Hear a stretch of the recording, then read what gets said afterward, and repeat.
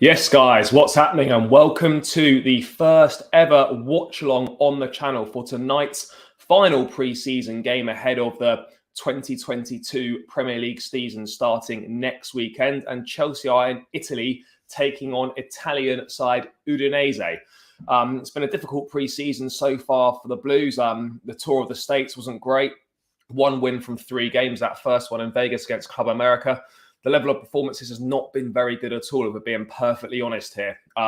Okay, 2-1 win against Club America. We played all right. Against Charlotte, lost on penalties, not great. And then a disaster class against Arsenal. And, having been positive, the signings of Sterling and Koulibaly, things have kind of gone a little bit flat. And, we're not playing great football on the evidence of the first 3 games. And things have gone quiet in the transfer market. We're desperate for players, and no further players have so far come in, with the season basically 1 week away now. So I'm pretty sure that if we sign anyone in the next week or so, they're unlikely to feature against Everton. There are actually 2 games against Udinese. There's obviously, we've got the one tonight, and then there's another one for the guys that aren't involved tonight against the Udinese reserves or their first team fringe players that aren't playing tonight. So I've got the team across the bottom here, and I think Tuchel in a build-up saying that he wants as many players to play 90 minutes as possible. So I've got the team scrolling across the bottom there. I mean, we got the standard 3-4-3 formation. We've got Mendy in goal, back 3 of Aspi, Thiago Silva and Koulibaly. Really looking forward to seeing Koulibaly today. First start, it was great in that 25 minutes against Arsenal. So hopefully we can see more of the same. We've got James, Kante, Jorginho in midfield, Marcus Alonso at left wing back, and then we've got the front 3 of Mount, Havertz and Sterling. And I'm a little bit, if I'm being totally honest, I'm a little bit concerned here. For me, this very much looks like it's going to be the team, give or take maybe Kovacic, possibly Chilwell coming back in, and any potential new signings, which at the moment does seem unlikely. This is looking like it could be the team that's going to play against Everton next weekend. And the fact that we got 2 players in the starting lineup that actively don't want to be here in Azpilicueta and Marcus Alonso, I think the only reason they're still here is that we're not prepared to let them go until any replacements come in. So it's a little bit concerning that we got those guys still playing, even though they don't want to be here. But I guess needs must at the moment. I'm disappointed that there's no Armando Broja in this game tonight. I was looking forward to seeing him. Obviously, a move to West Ham collapsed. He got injured in the States. He's been back in Cobham doing rehab. He's back in training. I can only think he's involved in the game tomorrow morning because of his lack of match fitness, lack of match sharpness, and it might be a slightly easier game for him to kind of bed his way back into. But it would have been nice to see him tonight. Kai Havertz has been very disappointing, if we're being totally honest, in the first 3 pre-season games. So I would have liked to have seen Broja. I'm surprised that Christian Pulisic doesn't even make the bench, and Vale makes the bench instead of him, and Hudson-Odoi also making the bench. But yeah, I mean, other than that, we essentially got 2 left wing backs that don't really want to be here in Alonso and Emerson. Kennedy probably surplus requirements. He's still on the bench. Gilmore's future's up in the air. So yeah, I'm surprised to not see the likes of maybe Conor Gallagher involved in this lineup as well. But yeah, we're a little over 5 minutes or so away from kickoff. Looking forward to this one. By the way, big up everyone in the chat as well. Please do get involved. We're doing this one solo tonight, so yeah, get involved in the chat. Let's get some interaction going. Let's have a bit of a chat. Talk all things Chelsea. Let's get to a few things in the chat then before kickoff. Dan, big up, mate. Hi. Hope you're doing well. Abdul Razak, big up, mate. Not sure. I'm either being stupid or I don't understand something here. First mod, not really sure what that means. Has, big up, mate. Thanks for tuning in. Mate, I had Lawrence on yesterday. I mean, I've not had this one before. I mean, I've been told I look like Thomas Tuchel a number of times by various people in the comments section and on the streams. But I'll ask Lawrence this. I'll drop him a message, and I'm not sure I see it, but fair play. I mean, if others see it, I'm not really sure. Jay, big up. Thanks for tuning in. Appreciate it. I'm concerned I would have put Ziyech at 10 and Kai and Sterling. Seems like Ziyech might leave. Yeah, Ziyech, by all accounts, is on his way out, on his way to AC Milan. I think it's clear that he wants to leave. He's not getting many minutes. I don't really think he's part of the plans. So, yeah, I'm not really sure. Kennedy looks like Abdul. I'm sorry, bro. Kennedy is not an option for us. He just isn't. He really isn't. It's a problem, and I think the selections tonight indicate that we've got a lot of business to do. We really do. The teams are now coming up now. I've got the iPad nicely set up beside me. Teams coming out the tunnel, making their way onto the pitch now. So kickoff is imminent. Already 20 of you tuning in, so I really appreciate that, guys. Please make sure you smash the likes if you haven't done already. And if you're new around here as well, please make sure you subscribe as well. We passed the 1K mark earlier in the week, which was great. Really good to see that support. We're heading towards a 1.1K now, you know. So yeah, please do subscribe if you're new around here. And I would really appreciate all the support. You know, big stint tonight in the seat for the watch along. I'm looking forward to it. Looking forward to having you guys in the chat as well. Guy there, yeah, teams are shaking hands now. I think from this game, I just want to see, I want to see a decent performance.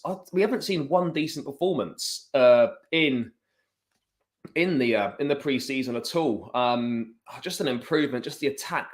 I'd love a goal from just like one of the forward players, whether it's Sterling, Mount, Havertz. It's a big game for Kai Havertz tonight because that number 9 position is basically his this season. I can't see us bringing another 9 in, or it's going to be very difficult. So that is his position. He needs to put on a show tonight because for Brozier as well, there's a massive opportunity for him to even potentially be first choice. Just going in for the obligatory photos, etc. No surprise that Kante straight back into the lineup. Tuchel seems to absolutely love him.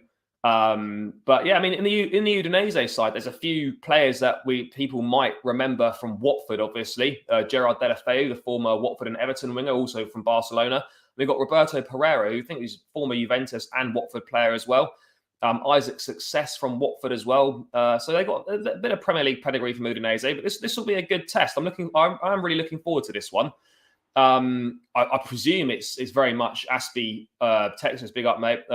If Aspie plays at right wing back today, I'll be livid. Yeah, I will be livid as well. It does look like though that it's going to be. I hate it when they list the team in, but he's shirt number order because you can't work out what the system is. I'd be very surprised if Reece James was not playing right wing back. I wouldn't expect him to be playing right centre back. But yeah, guys, in the chat, let me know what you want to see from tonight's game. You know, your thoughts, what sort of performance you want to see from the guys, who you think really needs to impress out here. Yes, George, big up, mate. Appreciate it a lot. Yeah, hopefully the watch along will go well. Guys, do give me some feedback as well. I mean, thick-skinned there. So if you think it's not great or there's some things to improve on, pop it in the chat and just let me know. We might do some more of these. No fancy graphics or anything to go with. I'm sure we could potentially add some fancy graphics if things go well. And you guys want to see more of these, definitely be up for doing more of them for sure. If the interest is there and the consensus is there that you guys enjoy tuning in for these. But yeah, kickoff imminent now, just taking positions on the pitch. But yeah, really important for a performance tonight. Just want more from the attack, for the attack to click. It'll be interesting to see how Kante performs as well. He's kind of had a bit of a rest, obviously, due to his vaccination status. He wasn't obviously able to get into the US for the tour, so he's been back training at Cobham. I think he's played against Bournemouth half. I'm not sure there's been any other behind closed door games, but he's straight back into the lineup. And Raheem Sterling gets us underway in the first half. Chelsea in obviously the new home kit. By the way, also the away kit hasn't even launched yet officially, even though everyone knows what it's going to be. And JD Sports have unofficially leaked it. There's no confirmation from the club on the away kit, and we are wearing that next week. It does look like Koulibaly on the left-hand side of the back three with Thiago Silva in the middle, and Azpilicueta, Texas, is playing at right centre-back with Reece James at right wing-back. So that's good.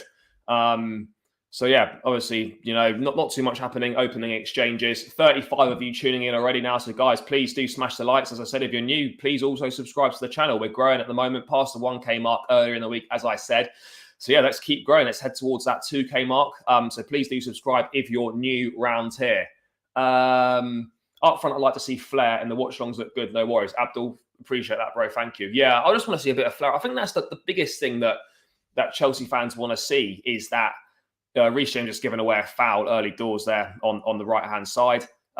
Free kick in not really a danger. Udinese have gone short anyway and knocked it back. But yeah, I mean, Daniel, I hope we make a signing next week. I was hoping we were going to make a signing this week, but nothing's really happened. So hopefully next week we can make a signing. That would be ideal. But again, I'm not sure how likely that is there is going to be, links with centre-backs. We desperately need a centre-back. The greatest respect to Aspie. He's been a fantastic servant to the club. What a captain. Texas. I agree. It is along the bottom on the ticker, but obviously, I don't really know. I'm not really a graphics guy, so I'm not really sure how these guys get the pictures up on the screen. I'll have to do a little bit of digging though. But I agree, mate. It would look better if I had the lineup as a graphic on the screen next to me. But it is ticking along the bottom there. But I don't really know how to move it. Lee, big up, bro. Yeah, the socks are a bit weird, mate. I'm not really sure why it should just be all white. I don't really know why there's two blue rings round the middle of the sock. I'm not really sure if that's needed. Raheem Sterling he's into a tight space. He's fouled. Oh, he's played in Havertz. This is a big game for Havertz. Havertz back to Alonso. The move's kind of broken down a little bit now. No worries, mate. Yeah, it is along the bottom. Obviously, if people are tuning in on their phones, I don't know if the ticker thing works or not. But yeah, I will try and work on getting some graphics. No, Chilwell not injured. There's a second game tomorrow morning against Udinese. Not the first team. I guess kind of like the reserves / the players that aren't involved tonight. And Ben Chilwell is part of that group, along with the likes of Conor Gallagher, Christian Pulisic. Oh, it's a good run forward there from Kante. He's played in Havertz, and it's just a little bit too long. So Ben Chilwell's not injured, but I think what it does indicate, guys, is that Tuchel perhaps doesn't see Chilwell as fit enough for starting the season, which is a bit of a concern given the fact the other two alternatives are Marcus Alonso and Emerson, who still seems to be behind Alonso in the pecking order as well, which is odd given the fact that Alonso actively does not want to be here. And the Udinese keeper has just knocked that straight out for a goal kick. Guys, over 50 of you in here now that we've kicked off. So yeah, really appreciate all the support. Please do get involved in the chat, more of you. I enjoy interacting with you. It makes it a little bit easier when I'm doing this on my own. So yeah, please do get involved in the chat. Any questions you've got, any thoughts about Chelsea signings, whatever it is, the pre-season in general, just put your thoughts in the chat, guys, and we can have a chat about it. But Koulibaly on the ball now. Not looking for a long crossfield ball. Looking for Reece James there, but it's collected by the keeper. So it's been an okay start. Most of it's all Chelsea. Mount pressing there. Mount's robbed it. It's Havertz. Oh, penalty. That's got to be a penalty. No. Oh, it's not a penalty. I was pretty certain that was a penalty there for the Blues. Mount played in Havertz, who looked like he nipped in front of the defender, and he's gone to the deck. I'll need to see a replay of that, but yeah, I thought that could have been a penalty, but obviously not, according to the referee. I mean, guys in the chat, let me know how you've been kind of feeling about the preseason so far, how you're feeling about heading into the season, because I'm a little bit concerned, I would say, that I was excited when we got Koulibaly and Sterling, but we need more. And it's not just the incomings; it's the players that we need to get out the door as well. Timo Werner's obviously not travelled today. He's back in Cobham with the medical department. Must have some sort of knock, which is not ideal when you're trying to sell someone. Or he could just be negotiating a move, and they've said that just give the reason he's out as a knock. You got players that don't want to be here, and Aspie and Alonso. Emerson probably doesn't really want to be here. By necessity, one of those two might actually end up being here. The squad's not got a good balance to it. I think I'm really worried about the attack as well. Sterling's obviously a massive, massive plus, but we need more. We really need more. Koulibaly venturing forward here as we head towards the opposition box. Mount out wide, plays it. Nice 1-2 there with Alonso. Mount coming into the box. He plays it across. Sterling. Oh, Sterling should have scored. Fuck. Oh, that's a really nice interplay down the left-hand side with Mount and Sterling with a great opportunity in the box with a shot that he should have put away. That was a nice move from Chelsea there, but Raheem Sterling has got to score that goal. And again, finishing letting us down. I know it's only pre-season. I don't want to be too hard on Sterling, but one of his things is, yes, he scores goals, but he also needs quite a few chances, and that finishing was poor. But that was a really nicely worked move. A nice 1-2 down the left-hand side with Alonso and Mount. Sterling and Mount then interchanging passes. Sterling getting into the box, and a shot that he should have really scored there. But yeah, promising first 5 minutes. This is the replay of the penalty here. Let's have a look at this. Yeah, I think that's a penalty. It looks like a blatant trip. Mount dispossesses Pereira on the edge of the box. Havertz is in. Yeah, that looks like that should be a penalty. Yeah, this is a great play from Sterling. He gets the ball inside the defender. Oh, he should do better with that finish there. He really should. But yeah, the Blues on top so far. and some nice link-up play between Mount and Sterling. There's been a bit of nice link-up play with Mount and Havertz as well. So the front three linking up quite well in the early exchanges. There seems to be a lot of space down this left-hand side. Mount and Alonso again looking like they're playing a 1-2. I mean, for all the criticism of Alonso, I was about to say Fernando Alonso there. I mean, Marcos Alonso. The one thing he is good at is getting forward, and he's got a decent cross on him, and he can score goals. Defensively is another question. But yeah, a solid start for the Blues so far. I mean, guys, who would you like to see come in as well, by the way? Obviously, we've missed out on Jules Koundé, links with Fofana, links with Kimpembe, links with Skriniar. Supposedly, according to Fabrizio on his YouTube channel, we tried to go back to Man City with an improved offer for Nathan Ake, but I don't think that they entertained that at all. What are you saying here, Lee? An absolute travesty. We haven't added midfield creativity since Cesc or a proper replacement for Matic. No, mate, I 100% agree with that. The fact that Matic has never really been replaced, we haven't really had a proper defensive midfield player since Nemanja Matic left. Yes, Jorginho can sort of do a job there. He's played Ruben there at times. It's a ball through the middle. Sterling with great chest control gets dispossessed in the box. Unlucky there. We desperately need a holding midfield player. I mean, Gilmour is that profile, or the closest to that profile we've got in the squad. He's on the bench tonight. Whether he's going to be part of the squad or not, I'm surprised, I have to say, that Ethan Ampadu hasn't been given a squad number this season. I was impressed by him in the States.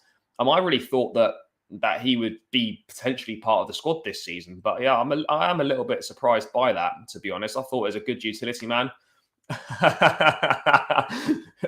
Yeah, no, I know what you're saying, mate. Havertz does slow the game down. It's annoying. Like, Kai Havertz it's an interesting one, Kai Havertz. He's got so much ability, but then at the same time, he's so frustrating because there's just no consistency at all. There's none whatsoever. I don't really know what he is. The hold up and link up play is not that great. Finishing's not great. He's okay in the air, but for someone that's going to be leading the line for Chelsea Football Club, it looks like this coming season, there's a lot that needs to be improved. And he is slowing the game up a lot. Koulibaly's looking good so far. Sterling, I'd have to say, has really been the brightest player so far, getting on the ball a lot in dangerous areas. Probably should have scored. But yeah, all the stuff is coming down the left-hand side. Mount and Alonso interchanging a lot of passes here. But yeah, guys in the chat, let me know your thoughts on Kai Havertz, because it's a big season for him now. Third season. He came in for big money, £70-odd million. And bar a Champions League final winning goal, which we're forever grateful for, and a winning goal, obviously, in the Club World Cup final, which we are grateful for, he's very much been a moments player. And we need more. He kind of just drifts in and out of games. And we need more than that. We really do need more than that from Kai. This is a big season. For me, he's got to get 10 Premier League goals, absolute minimum, really more than the 15 mark. I don't know if he's got that in his locker, though. That's the big problem. Has Kai Havertz got 10 to 15, maybe knocking on the door of 20 Premier League goals in his locker? I just don't think he does. I think we really need dangerous play here. Mount and Alonso again combining down that left-hand side. Mount with about 3 players around him, and Udinese clear. Yeah, it's been a solid start from the Blues so far. I mean, need a win. But yeah, I mean, defensively, I'm not too concerned. Yes, we desperately need another centre-back in through the door, which is why I'm surprised that Chalobah's not playing in this game tonight over Aspie. I would have thought that Chalobah would be more fancied. Alonso with the ball into the box, and Kai Havertz, I think it's gone behind for a corner kick. Yes, it has. I'm surprised that Chalobah's not playing. Colwell injured always. It's a real shame because Colwell's got... Yes, but big up, mate. You can watch this game. It's streaming live on the Chelsea website. I don't know what country you're tuning in from. It's not available in every country. So I don't know where you're tuning in from in the world, but there's a list of countries on the Chelsea website that it's available to stream on, and it's being streamed for free on the Chelsea website. Or if you've got the Fifth Stand app, it is also streaming on there in certain territories. So depending on where you're tuning in the world, Fifth Stand app or Chelsea website. Otherwise, you have to find some sort of stream if it's not working in whatever area you're in. And by the way, if you're new around there as well, I don't recognize that name in the chat, please do subscribe to the channel. Would really appreciate all of your support. It's been an okay opening 10 minutes here for the Blues. Some good work, as I said, down that left-hand side with Alonso and Mount and Sterling interchanging well. The Chelsea defence have not had an awful lot to do. Koulibaly has made some promising forays forward, looks comfortable on the ball. Jorginho and Kante not having too many issues in the in the middle of the park. And yeah, fairly so-so at the moment for the Blues. Jorginho inside the final third here picks out Sterling. Sterling with Mount in support down the left-hand side here. Sterling on the edge of the box, plays it to Mount. Jorginho, back to Jorginho, and the possession's been recycled as it pops back to Thiago Silva in the middle of that defence. But yeah, guys, do you think we definitely? Obviously it was reported potentially wanted 2 more centre halves. I think we're at the stage now where 1 more is fine, then just move on to cover for wing back and move on to another forward player as well, because we're desperately in need of some forward reinforcements for sure. I mean, guys in the chat, let me know. Still over 30 of you in here, which is not bad, all things considered. I'm sure we can boost those numbers up as the game goes on. Who would you like to see come in next for Chelsea in that centre-back area? Out of the centre-backs, who would you like to see come in? You know, would you like to see Kimpembe, Skriniar, Gvardiol, maybe Benjamin Pavard? I don't think anyone wants to see Benjamin Pavard come in. There's a dangerous ball into the box there from Reece James, cleared by the keeper into the box, and it looks like it's gone behind for a corner kick. So yeah, so at the moment for the Blues. You know, we're looking strong. It's a much better performance. Actually, I think I might have done Reece a disservice here. It's a great ball into the box. Mount almost there at the near post. It's a corner kick though, which on this right-hand side, which Marcos Alonso has come over to take. Hopefully we can get a goal here. Alonso normally got decent delivery. Ball into the box here. Oh no, it's cleared. It's cleared from an Udinese header there. But yeah, no, I mean, so far it's been good. Kante doing all right there. With 13 minutes in, Edouard Mendy's on the ball. He's not really had a single save to make. He's been very comfortable for the defence here. I expect this defence really, with the options we've got on the bench with the likes of Kennedy and Emerson, I'd expect this back 5 to pretty much play the whole game, if not a good 75 to 80 minutes. We need these minutes in the legs. I think this will mean maybe Chalobah or a new centre-back signing will start next week instead of Aspie. But otherwise, I think this is very much going to be the back line that starts against Everton next weekend. But yeah, guys, even, you know, what are your thoughts? Let's have a look. I hope we get a new sporting director for January. Yeah, maybe. I mean, it would be nice. I think at the moment we're seeing a few problems in negotiations breaking down and perhaps not being able to convince players to play for the club by not having a director of football. It'll take a lot of pressure off Tuchel as well. You know, his focus has got to be on improving the team. He doesn't want to be thinking about transfers, you know. I think Tuchel knows what areas of the pitch we need to improve, but I don't think he knows what sort of players he wants. So that's a massive importance, keeping Reece James fit. He was a big loss last year. He really was. There's a dangerous free kick right on the edge of the box here, slightly to the left-hand side of the area. We've got Marcos Alonso over it. Koulibaly seems to be standing by. I'm not really sure why that is. Mounts around it as well, and Reece James. Yeah, this is the big thing, Lee. I agree, mate. It's a breath of fresh air to have something. I mean, the closest we've got to it is Callum Hudson-Odoi, who seems to be the most direct player at taking people on. But Sterling looking really sharp. As you say, he runs at people. He takes people on. He's prepared to make a gamble. We haven't got anyone else like that in the forward line. So, yeah, I'm really impressed with Sterling so far in the opening 15 minutes. Free kick on the edge of the box here, guys. Hopefully this might be a goal. I'm not sure. Not sure how this one's going to go. It looks like it's going to be, well, it's either Reece James or Alonso over this free kick in a dangerous position. It looks like it's going to be Reece James. Wall is just being put into position. Here we go. Reece James, edge of the box with a free kick. Okay. He's stepping back. Oh, there's a bit of a hold up here. Okay, here we go. Reece James to take this free kick. Hopefully this will be smashed top bins. Or is it going to be Alonso? One of the two. It's Reece James. Oh, straight into the wall from Alonso layoff. That was dog shit. Oh, fucking hell. And Kante with a thunderbolt from outside the box that goes miles wide. So all that's come to nothing. I hope Chilwell will be back because Alonso's so slow. Yeah, Alonso is slow. The thing with Chile is we just cannot rush him back. He's played a bit in the preseason, but I'm not sure how ready he is for the physicality of the Premier League for the first game. Hopefully he plays 90 minutes tomorrow in that game against the Udinese, sort of reserves and kind of fringe players. But yeah, it's important not to rush him back and make sure he's just fit for the start of the season. That's the main thing. The quality that we've lacked since Hazard, Robin, and Duff makes things happen. Yeah, I mean, it's early days for Sterling. He's looked good in the preseason games he's played, but I think it's important not to put too much pressure on him as well. It will take time to adjust. And as being Chelsea fans, we all know, guys, coming to Chelsea as an attacker can sometimes be a bit of a graveyard. Your footballing ability sometimes seems to desert you, and it's happened to players with a lot bigger profile than Sterling. But hopefully Sterling can break that mold. Let's have a look. Texas here. Once again, we dominate the first 15 minutes and have nothing to show for it.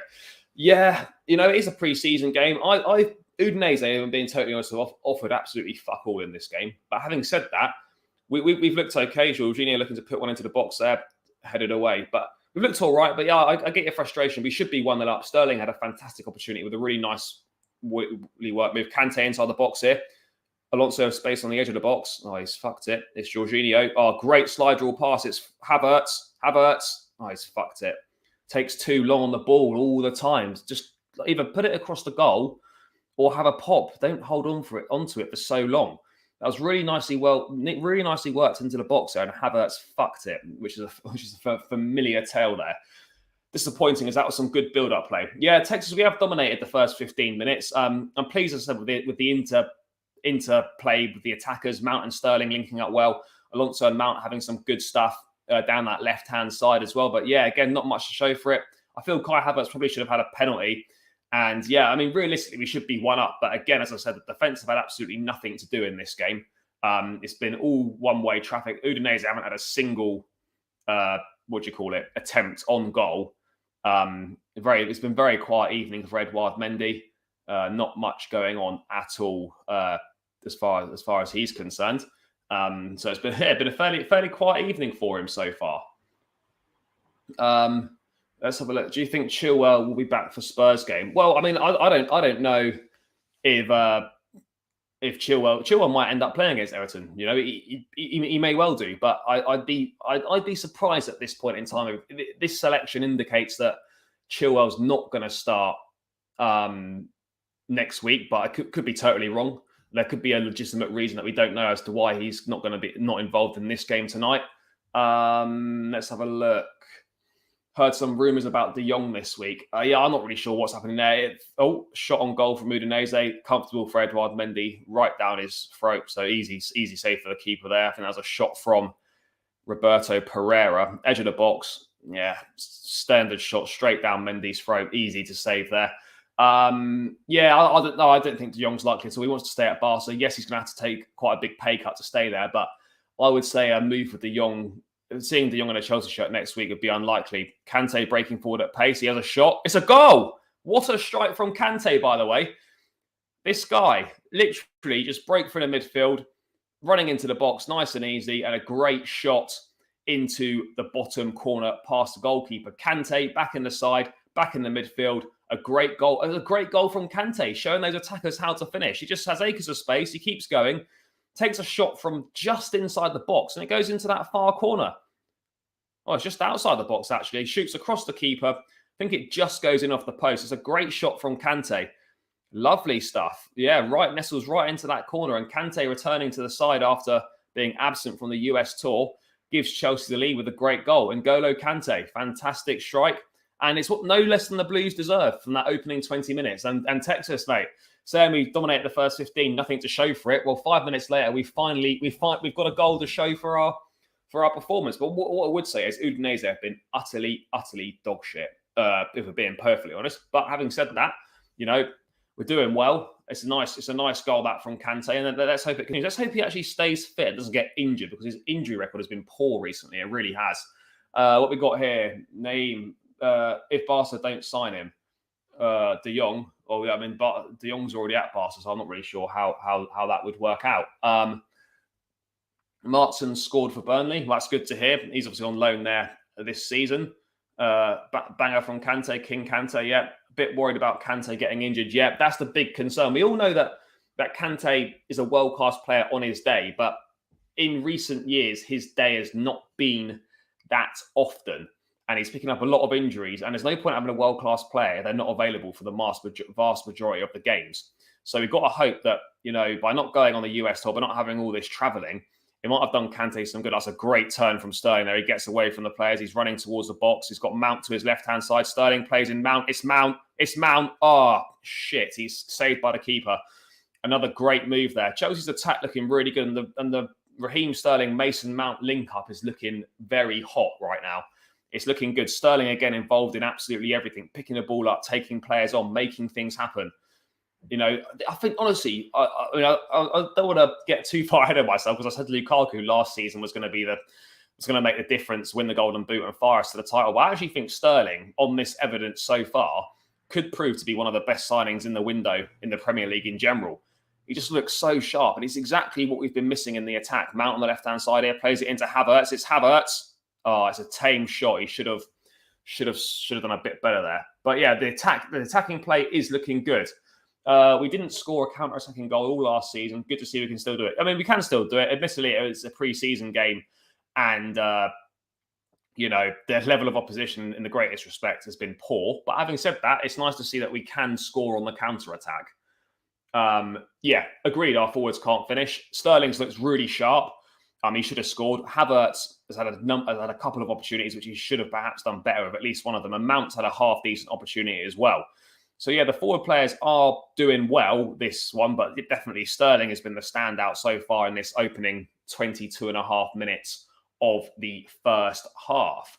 So far so good for the Blues. But again, haven't really been tested. I think this game for me here is about putting a half-decent performance in, getting more minutes in the legs as we build that fitness up, try and get the guys that are going to play on next Saturday. Oh, Mount lets that run. Does he get there? No, he's beaten to it by the defender. Mount wins the ball by the touchline, down by the corner flag, back to Alonso, into Sterling. Oh, Sterling's so good on the ball in tight spaces. Jorginho intercepts the ball, edge of the box, plays it out to Aspie. Oh, it's Kante again, edge of the box, out to Reece James now. Chelsea in a dangerous position here. Reece James into the box, has a shot and it's blocked, and Udinese clear their lines. I don't think Sterling and Mount will do well next season for Chelsea. Well, Dan, we're fucked if that's the case. I'll be interested to know your thoughts as to why you don't think they'll do well. Mount's done pretty well every season he's been at Chelsea. Really a fantastic season last season, 30 goal and assists contributions, really good season. And Sterling, on the evidence of tonight and pre-season in general so far, looks like he's going to be a real plus to this attack, but we do need a lot more. I don't trust Havertz. Yes, Lee, Mount, Havertz, Sterling could be a real handful. Oh, Mount with a block shot there. My issue is that there's no goal scorer really in the team there. If it was Mount, for example, Mount, Havertz, like Lewandowski, or Mount, Havertz, Ronaldo. No, sorry, Mount, Sterling, Ronaldo, Mount, Sterling, Lewandowski, for an example. Having a real world-class goal scorer in the middle there, we'd be cooking. They stopped for a drinks break just over halfway through the first half. Yeah, Kai Havertz's first touch is not great, if we're being honest, guys. It's really not great. Yeah, agreed, Texas. That's you're spot on there, mate. I'm not worried about Mount or Sterling. Kai is the main concern. I think Mount and Sterling down the left and right hand side will be good. But at the same time, Havertz, we still lack a goal scorer, someone that can score goals. But it was a great goal from Kante. But yeah, we're halfway through that first half. Daniel, would you play Sterling on the right or left? Oh, well, it looks like Sterling's playing on the right hand side in this game. So I'd probably play Sterling down the right, if I'm being perfectly honest. I think Mount did play on the right majority of last season, but I think Mount down the left, Sterling down the right. And then in the middle, it probably is going to be Havertz, but Brozier can hopefully get some minutes there. We are looking good tonight. We're 25 minutes in, and this is already a remarkable improvement on any of the preseason games in the States. I mean, Udinese obviously they're not better than Arsenal, but they're definitely better than Charlotte and Club America. So I don't know how far into their pre-season Udinese are. I don't know if this is their first game or when the Serie A season starts in comparison to the Premier League. I'm pretty sure it starts or maybe possibly a week or two after. So they're going to be slightly behind in the pre-season schedule. Tuchel getting stuck into the boys here. Obviously, wanting them to move the ball a bit quicker. It looks like getting into Koulibaly, getting into Jorginho, having a word with the boys. I don't know if he's maybe psyching them up or something along those lines. But yeah, it's been a very promising opening 26 minutes here. And so far 26 minutes into the first watch along on the channel. So guys, I hope those of you that are tuned in are enjoying it. I'm just kind of freestyling it, I suppose, doing what I think is kind of required. So yeah, if you're enjoying it, please do let me know. And if you're new around here as well, guys, please do smash the likes and please subscribe to the channel as well. Looking to add some more subscribers as always. So if you're new around here and you're not subscribed yet, please do subscribe. Am I cute? Hello. Yeah. Hello, mate. If you're not subscribed to the channel, by the way, please do subscribe. Really appreciate all the support. If you're tuning in now, guys, and you're not subscribed, make sure you subscribe to the channel. 1K was passed earlier in the week. We're heading towards 1.1K now. Every new subscriber helps, so please do click that subscribe button. Let's have a look, guys. We're looking good tonight. Forget the Arsenal game. I just read that. I can honestly see what Tuchel is trying to do with the attack. Hope it clicks. I think it just needs to be fast, fluid, good interchanging. We do miss a finisher. Like, we either need to bring someone in that is going to score, say, 20 goals or so, or we need to bring someone in that, you know, can maybe score 10 goals and hope that the likes of Mount and Sterling can also chip in between 10 and 15 in the league. So we get, 45 goals from the players in the front three. I'm not really sure how possible it is. Havertz, what's this, Joe? Big up, mate. Havertz always looks like he thinks he has 3 seconds longer. Havertz seems to take a long time on the ball. Could really do with him releasing the ball quicker, just being a bit quicker in, playing passes and just seeing the game a little bit quicker. Whenever, we seem to build an attack and then it all slows down as soon as Kai gets on the ball, it looks like. But yeah, so far so good. The best we've looked in pre-season, 100%. Am I cute? I'm a Barca fan. You may well be. Or I don't know if you're trolling or not. I've no reasons to believe you are. All the best for the season ahead. Please, by all means, please do buy Aspie. And you can, if you could take Alonso off us as well, that would be fantastic as well. But yeah, I mean, back to the game itself. Here we go. Alonso and Sterling linking up the left-hand side. Jorginho with a great pass to Alonso. Alonso first time ball into the box and it's cleared. It's come to Havertz. And that's Mount, ball across the box and no one's there. Fuck's sake. Aspie gets it back to Thiago. I feel like Thiago Silva's barely touched the ball. Wouldn't really even know he was playing. James to Havertz. James back to Kante. Aspie on the ball here. Into Jorginho. Back to Kante now. Kind of just a bit of slow build-up play coming from the Blues here.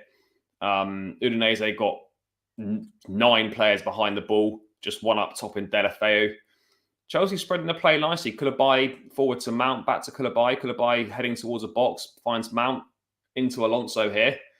We're moving the ball nicely. A bit of keep ball, holding possession. All going pretty well so far for the Blues. Havertz coming deep to pick the ball up, edge of the box, right-hand side. Jorginho back to Kante. This has been works really nice. Hopefully a goal can come from this. Havertz back to Kante with edge of the box here now. James probably going to put a ball into the mixer. It's blocked and it's out for a throw-in. No hate. I want Chelsea to be in the top 4 and do well. I don't hate Chelsea fans. Well, thanks for that, mate. I don't hate Barcelona fans.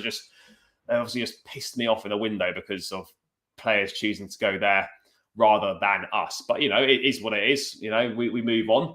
Other targets will hopefully be coming through the door. We got here, Sterling is quality. Ball is sticking with him. Need other players like Pulisic and Cho to step up. We have a quality team, but only problem is Kante. No replacements for him. Yeah, agreed. I mean, Sterling coming in should be a massive, massive plus for all the players, really. Even like top performers like Mount, he could learn so much from someone like Sterling, as can Callum, as can Pulisic. They all can. So it should really be a big boost to all these guys, Sterling coming in. And hopefully they can learn something and elevate their games. Because at the moment, it's really only in the forward line, I only really trust Sterling and Mount. I don't trust anyone else to kind of do a job at all. And that really is quite a a large concern. Yeah, Daniel, I agree. Kai needs a goal tonight.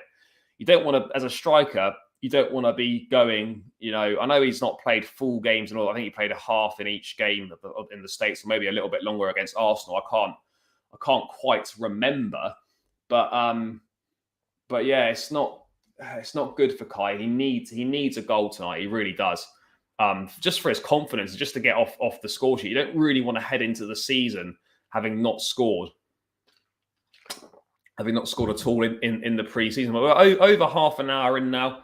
Udinese have actually got a free kick out wide on the right-hand side. This is going to be whipped in by Delafeu.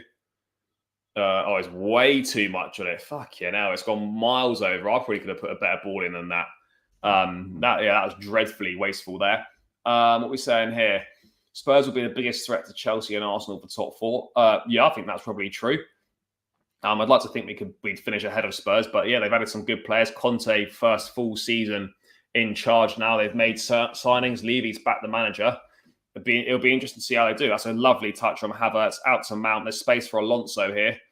Lovely. Alonso on the left-hand side, taking on the defender into the box, and it's shit. Fair.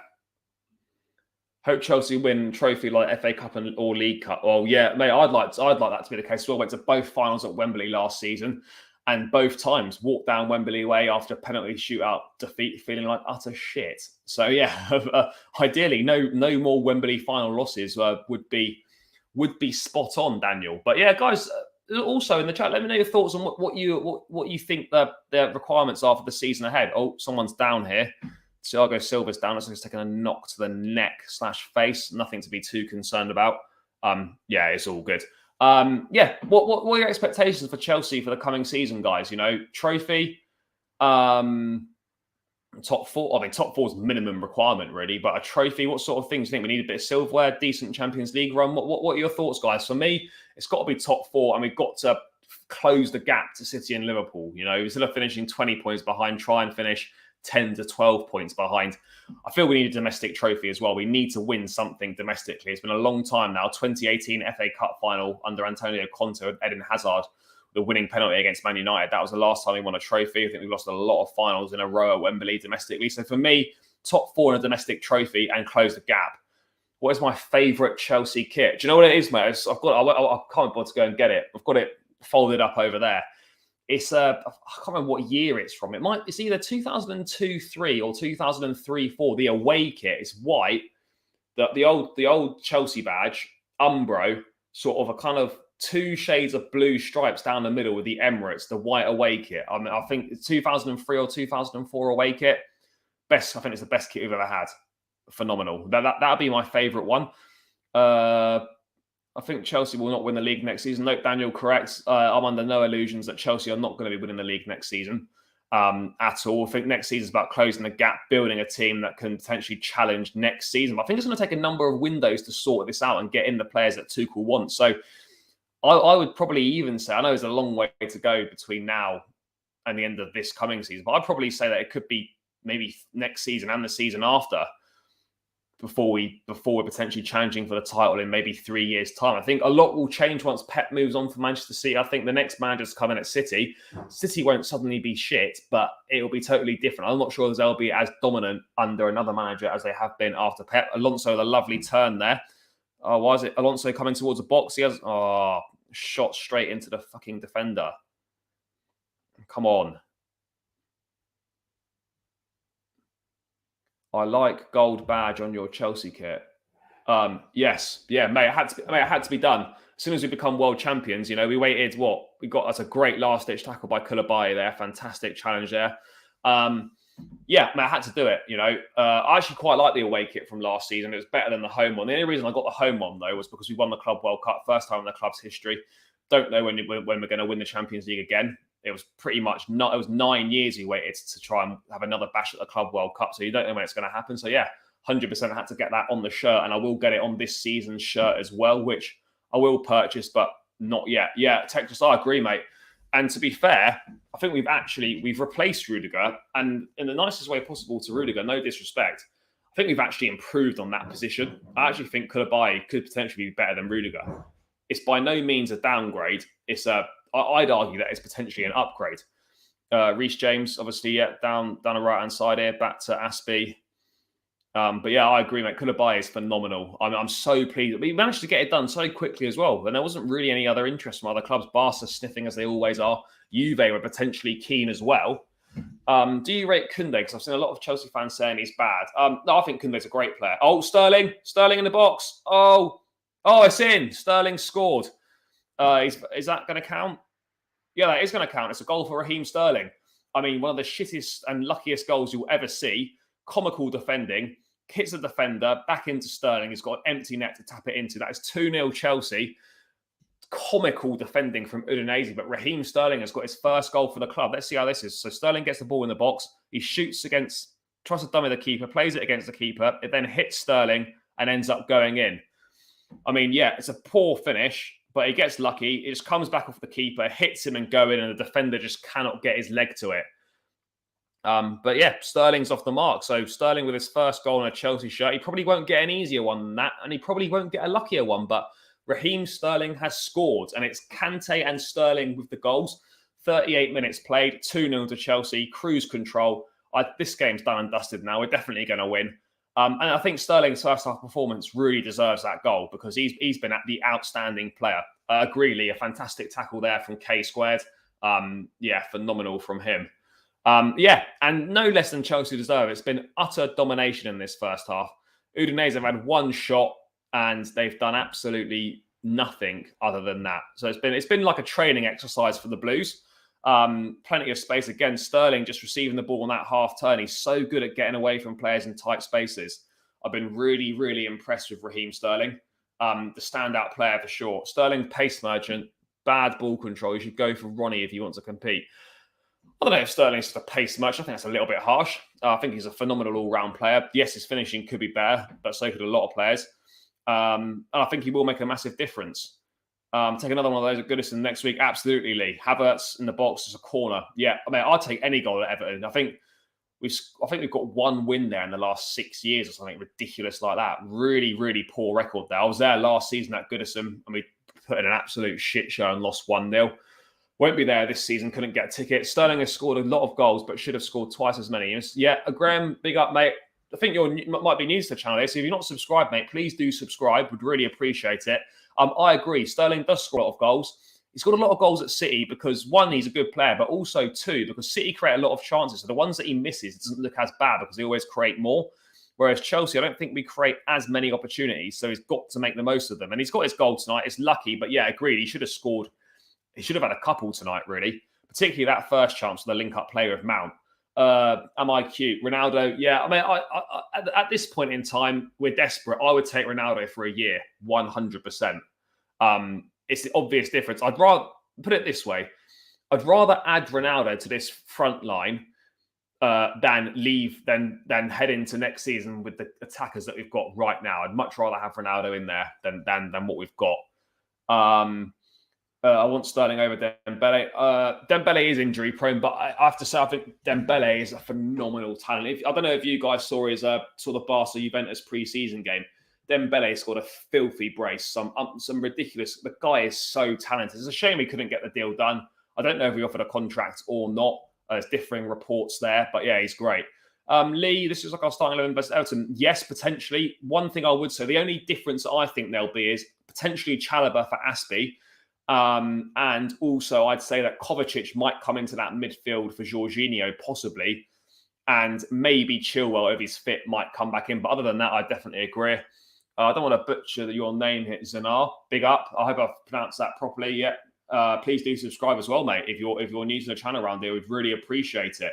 Coming to the end of the first half, then about just under 5 minutes to go, plus added time. I don't know how much added time they do in pre-season games. Udinese with a free kick. It's going to be whipped in. It's on the left-hand side here. Whipped in. Oh, it's fucking terrible. The quality.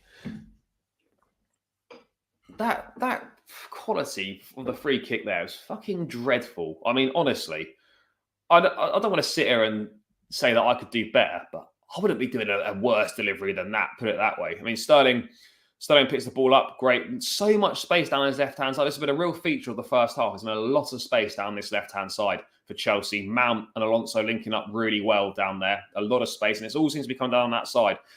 Udinese keeper on the ball. Jorginho trying to play a ball over the top to find Sterling in the box. Doesn't quite work out. About 3 minutes to go until half-time. And I have to say, guys, this has absolutely flown by. And yeah, I mean, I really appreciate all of you that have tuned in so far. Really appreciate it. First watch along on the channel. First time I've ever done one of these. Thought I'd give it a bash in the pre-season. Not a particularly important. Oh fuck! It's a goal through it's a goal through Udinese. Bollocks! Fuck's sake! What is that? Honestly, that was dog shit. Oh, seriously, what is that defending? They just ran straight through us there. I'd have to come back and look at that. But that was shocking. That was pathetic from Mendy. I'll reserve judgment, but that looked pathetic. I want to see the replay, but he just palmed it fucking straight out into the geezer's path. And even then, he still almost fucked it, Delafeu. I think it was Delafeu. Yeah, it's not good from Mendy. I maybe could have just let that run. But yeah, no, it's poor goalkeeping for me from Mendy. I'll be interested to know if you agree in the chat, guys, that that's poor keeping. But yeah, out of nothing, Udinese have somehow managed to pull a goal back. Their first meaningful attack. And Chelsea caught napping there, and it's 2-1. Mendy should have done better there for sure. And it is Delafeu, the former Watford man, with the goal. But now, all of a sudden, having dominated that first half, it's now 2-1. And yeah, Udinese back in this game when they shouldn't deserve it at all. No, Joe, it's not just you, mate. That was poor from Mendy. It really was. He could have even let that shot go wide. I mean, why has he parried that out back into the box? He needs to be parrying that away from the goal. I mean, I'm not a goalkeeper, but it should be better. How's it going, mate? In terms of what, the game or the watch along? Watch along going all right. I'm quite enjoying it, to be fair. Guys getting involved in the chat makes it a lot easier. Mate, you'll have to jump in on the next one if we do another one, which I'm sure we will. Game itself, not bad, though. We played really well, dominated this half. We've just been caught on the break, really. Udinese's first meaningful attack, a shot. Mendy just palms it straight out into the box, and Delafeu bundles it in. So it's a little bit shit, really. But we're 2-1 up. We have dominated the game, but we should really... This game should be put to bed by now. We should have scored 3, maybe even 4 goals this half. But the fact that Udinese are back in it is really annoying. Alonso whips in the free kick. Oh! If only someone was there. But yeah, that it was poor from Mendy. MIQ. I used to love Ziyech at Ajax. What a player he was. Yeah, Ajax. That team was sourcing. I was loving that team. Ajax with Tadic, Ziyech, Van der Beek, Neres. They were class. Who's that down the box there? Looks like Sterling might be down. A clash of heads, is it? Is that Sterling? Is that Sterling? I can't really fucking tell. Well, someone's down in the box. I can't tell who it is. Getting treatment. Looks like it's a clash of heads at the corner. I'm not sure who it is. I'm not sure what's happened to Mendy Lee. He's not been that great this preseason. We're being totally honest. It's been a very, I don't want to say a poor pre-season for Mendy, but it is heading towards that. It is poor. Dan Kai does need goals today. I'm a little bit concerned. Oh, it's Thiago Silva down in the box, not Sterling. I think he's taken a knock on the side of the head. The physio's around him, so there's a little pause in proceedings there as we tick over to 45 minutes and what looks like half-time. Is half-time's imminently upon us? Yeah, Dan Kai does need goals today. Can this Chelsea beat Man United under Ten Hag? Well, if we can't beat Man United under Ten Hag, under this Man United team, then we really are in the shit. United won't be as bad as they were last season, but for whatever reason, we seem to struggle against United. I haven't got any Premier League wins against them for quite a while now. 2 draws last season when we dominated. So yeah, it's tough. It really is tough, but I think, yeah, we should be able to. Will we beat them next season? Given our record so poor, I don't know if we'll win the games against them, but I don't think we'll finish below them. I'd be shocked if we finish below them. We're not playing Champions League football next season, as far as I'm concerned. That would be a big problem.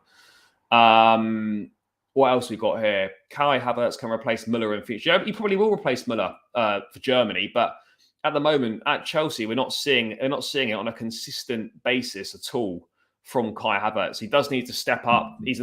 Large parts of games just drifting by.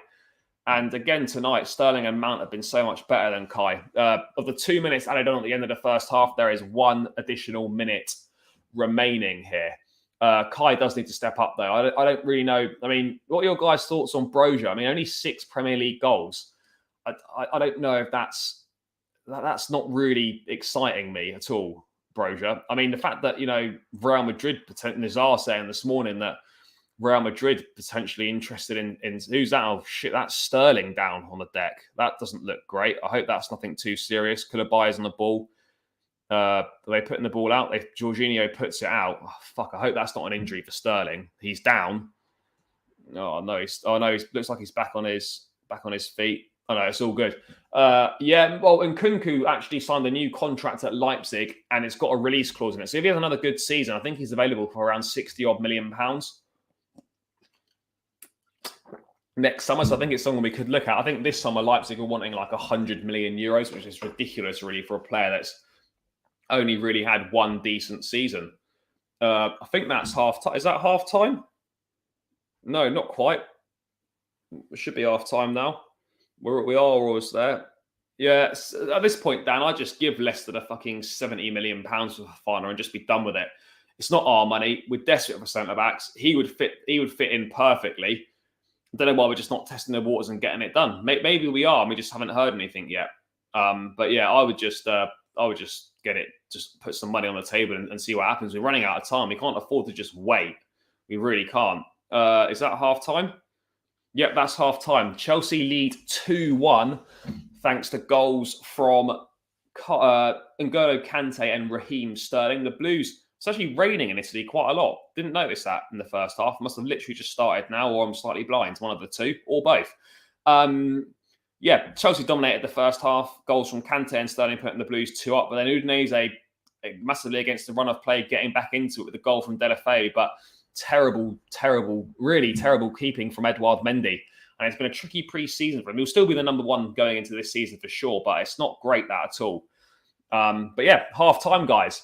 What are your guys' thoughts on the first half then? How did you see it? I mean, I saw it as promising from Chelsea, much better. Mount and Sterling linking up really well, loads of space down that left-hand side. And Chelsea looking very comfortable until obviously Mendy with a bit of a problem for sure. But yeah, I think so. The best we've looked in pre-season, definitely. And I think, as a few of you have said in the chat, this will definitely be the vast majority of the team that plays against Everton next week. It's going to be a big step up in the Premier League away at Everton. But yeah, we've looked very comfortable tonight. 2-1 TF. What does that mean? I don't understand that. Yeah, it is 2-1. But what's the TF afterwards? Am I being stupid? I'm not quite understanding the TF. So if you could explain, that would be great. Yeah, so they're just showing the highlights now, half time. Oh, thank fuck. Yeah. I've not heard that before. Learn something new, don't you? Learn something new. Texas played well. Koulibaly and Sterling looked great, but boy, is Mendy worrying. Yep. Yeah, my thoughts exactly. I think we've looked very comfortable defensively. Koulibaly and Sterling, the 2 standout players.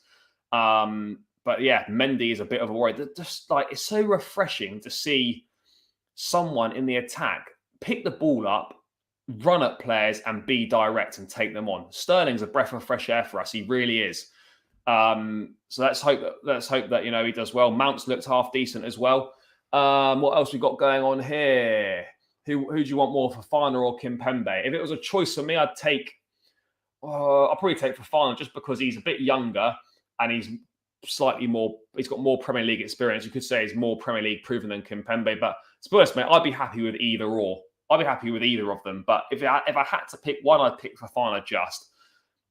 Joe, big up. If we keep Aspie, I think he'll struggle badly. Don't want to see that from a legend. No, you really don't. If Aspie does end up staying, under no circumstances can we see him play right wing back because his legs are gone. If he's going to stay and he's going to play, then we need to play him inside the back 3 for sure. Because otherwise, it's a problem because he is slightly washed at the moment. I've got to be perfectly honest. It's never nice to see. Asad, big up, bro. Please subscribe to the channel if you haven't done already, mate. We'd really appreciate it. Mendy has worried me ever since the Man United game at the Bridge when he literally passed the ball to Fred. Yeah, Mendy has been I'll be honest, guys. Mendy has been a little bit of a concern. I mean, it's not like full-on panic stations yet, but it's a little bit concerning, his form this pre-season. And there were a few mistakes at the back end of last season as well. I mean, I don't think it's enough for him to lose his place necessarily, but at the same time, I think if these mistakes keep carrying on into the season, then there are potentially questions to be asked for sure. Fofana's clear of Kimpembe. Yeah, I would prefer Fofana for sure. Mendy is dropping off towards. Yeah, agreed, Texas. Mendy, yeah, all true. Mendy is the least of our problems, though. That is a fair point. But yeah, they just showed a replay of it now. That's just that parrying out is fucking dreadful. Seriously. I mean, he could have caught that potentially. I mean, even then, it's fluffed up by Delafeu and it just about creeps in. Oh no, my stream is. What's happened to this? Am I running out of battery? No, we're good. We're good. Yeah, agreed. Mendy's least our problem. His biggest problem for us is getting a centre back in, getting wing back cover in, and getting another forward player in as well. Those are the three main issues. The goalkeeper, whilst it's a little bit concerning, is the least of our problems for sure. Brilliant build-up play, but still can't finish the one-on-ones. Yep, true. Standard Chelsea. Really good until it matters the most, putting the ball in the net. But, hopefully things will improve. Rough Spoon, big up, mate. Please subscribe to the channel if you haven't as well already, mate. I don't recognise you in the chat, so thanks for tuning in. Appreciate it. So, yeah, please do subscribe if you haven't, mate. Mount's been class. Agreed. Mount, Sterling and Koulibaly have been the three standout players this half. Mount and Sterling with some really nice link-up play together, and Koulibaly with some great defensive work. Game is live tomorrow on the website. Yeah, I think there is another game live on the website tomorrow. I won't be doing a watch along for it because I'll be at the gym, unfortunately. So, yeah, but I'll be keeping an eye. Wouldn't normally be that bothered, but because the likes of Kovacic, Pulisic, Chilwell, Gallagher, etc., are all going to be playing, it's going to be an opportunity to see some guys play that we thought were going to play tonight. So I'll definitely be keeping an eye out on that one. I think you speak for us all, mate. This guy is going to die at Stamford Bridge. We can't get rid of him. We just can't get rid of him. When we think he wants to go, we're not like Barca won't cough the money up we want, and then we can't get any replacements in to allow him to leave at the moment. We seem destined to be stuck with this guy forever. Oh, thanks a lot, mate. No, appreciate that a lot. No, good stuff. Yeah, please do get involved in the chat more often. I really enjoy interacting with you guys. So yeah, please do get involved in the chat more often. It makes things easier and makes it a bit more enjoyable as well. Always good to chat with like-minded people. What we got here? Mendy been bad since Benzema did him. Yeah, true. Benzema did do him silly. Like, as much as I hate to say it, Benzema did do him silly. But what can you do? Hopefully, as I said, Mendy is the least of our problems right now. But if this form continues within the first month of the season, then yeah, it's certainly a bit of a concern. What we got here? Texas big up. Mount looks like he's gotten better with his ball retention. That's what you want to see, improving aspects of your game every season. Yeah, for sure. He's looked good this preseason, Mount. Again, preseason to the actual season is totally different. You'd hope they can transfer their form over. But yeah, Mount's looked promising. Dan, are you going to do any more watch along for Premier League games? Yeah, I mean, it certainly won't be every Premier League game. Maybe the big ones. Ones against, like if I'm not at the game, then and it's a decent game, then yeah, why not? Definitely, if you guys want to see more watch alongs, definitely do some more watch alongs. But it definitely won't be for every game, that's for sure. It's nice just to watch the game on your own. Sometimes I might be at the game, and not every game is like that great to do a watch along to. But yeah, there will be more watch alongs, guys. If you've enjoyed the watch along so far, I hope you have. You're still tuning in, so obviously means that it's going all right. So yeah, I will do some more watch alongs at some point for sure in the season. Make the screen look a little bit better. Get some graphics up on the board, etc. Get a few guests on board as well. Make it a bit more of an interactive experience. What we got going on here? Sad. To be honest, I'm different. I don't hate Alonso. Yeah, look, I've got to be honest, man. I don't hate him like some Chelsea fans do. Do I think he's past it? Yeah, a little bit. Defensively, very poor. But going forward, he's come up clutch a lot last season, and he's a good goal scorer and he's an attacking threat. But defensively, he's not a, how can I put it? He's not the best. But no, I don't hate him. No, I don't hate him at all. Would I be disappointed if he stayed another season? Yeah, it'd be frustrating. But at the same time, he's not awful. He's not a dreadful football player. But I just think we can do better there. But having said that, if it was the choice of keep Alonso and bring in other areas of the squad, then I probably would take that. Fan from Ghana, oh, big up, mate! Really appreciate that, you tuning in from Africa. Great stuff. We've had some. Well, Essien's been a fantastic Ghanaian player for the Chelsea. So yeah, great to have you tuning in, mate, from Ghana. Really appreciate it. James seems switched off for me. To be honest, James not had that much to do. Do you mean this? Do you mean this game? Or do you just mean in general? I mean, I don't think James has done an awful lot wrong this game. He's not really had very much defending to do at all. Are you watching CFC women teams? But I've got to be honest, mate, I've not watched a lot of I haven't watched a lot of the women's games. I know the team's very good, etc. I think, yeah, I mean, it's not something I've been that into. I think maybe this season I'll try and get into a bit more. Definitely watch a few more, obviously, of those games. But no, Lee, I've got to be totally honest, mate. I haven't really watched a lot of the games, if I'm being totally honest with that one. Hope Chelsea beat Spurs. Yeah, of course, Dan. We always hope that. We do normally always beat Spurs, but at some point, that's not going to happen. And it could be this season. The team's looking decent. They've added some good signings. Conte's there now. I want Aspie out more than Alonso. Yeah, Aspie, for me, yeah, I mean, he's a legend, but he's he's not really at it anymore. So if we can get him out, it would be ideal. It certainly would be. But again, I think that very much requires replacements to come in, which is why it's really annoying that Monchi's come out today, the Sevilla sporting director, saying that Chelsea, the deal for Koundé to go to Chelsea on Thursday was done. It was all done. And then suddenly over the weekend, we went quiet. They heard nothing from us, and Barca went in and put in a better offer. Oh, here we go. There's some good banter in the chat. Joan Laporta on board. Hola, amigo. Joan, hope you're well. Hope you're sorting those finances out. But, I appreciate that. Juan Laporta in the chat. What we got here? I think Spurs will finish above us this season. Hope I'm wrong. Mate, I hope you're wrong as well. I really do. It's a concern for sure. The team is definitely looks like it's improving a lot, whereas we don't look like we've improved quite as much. Again, the window's still open. I'm maintaining confidence that there are going to be some more players coming in. I don't know how many, but I would really like to think some more players will come in. And until the season kind of starts and the window closes, it's quite hard to say. But I would agree, mate. As things currently stand, I would be a little bit concerned about Tottenham next season. What we got here? Oh, mate, big up. Hello from Chelsea fan from Canada. Nice.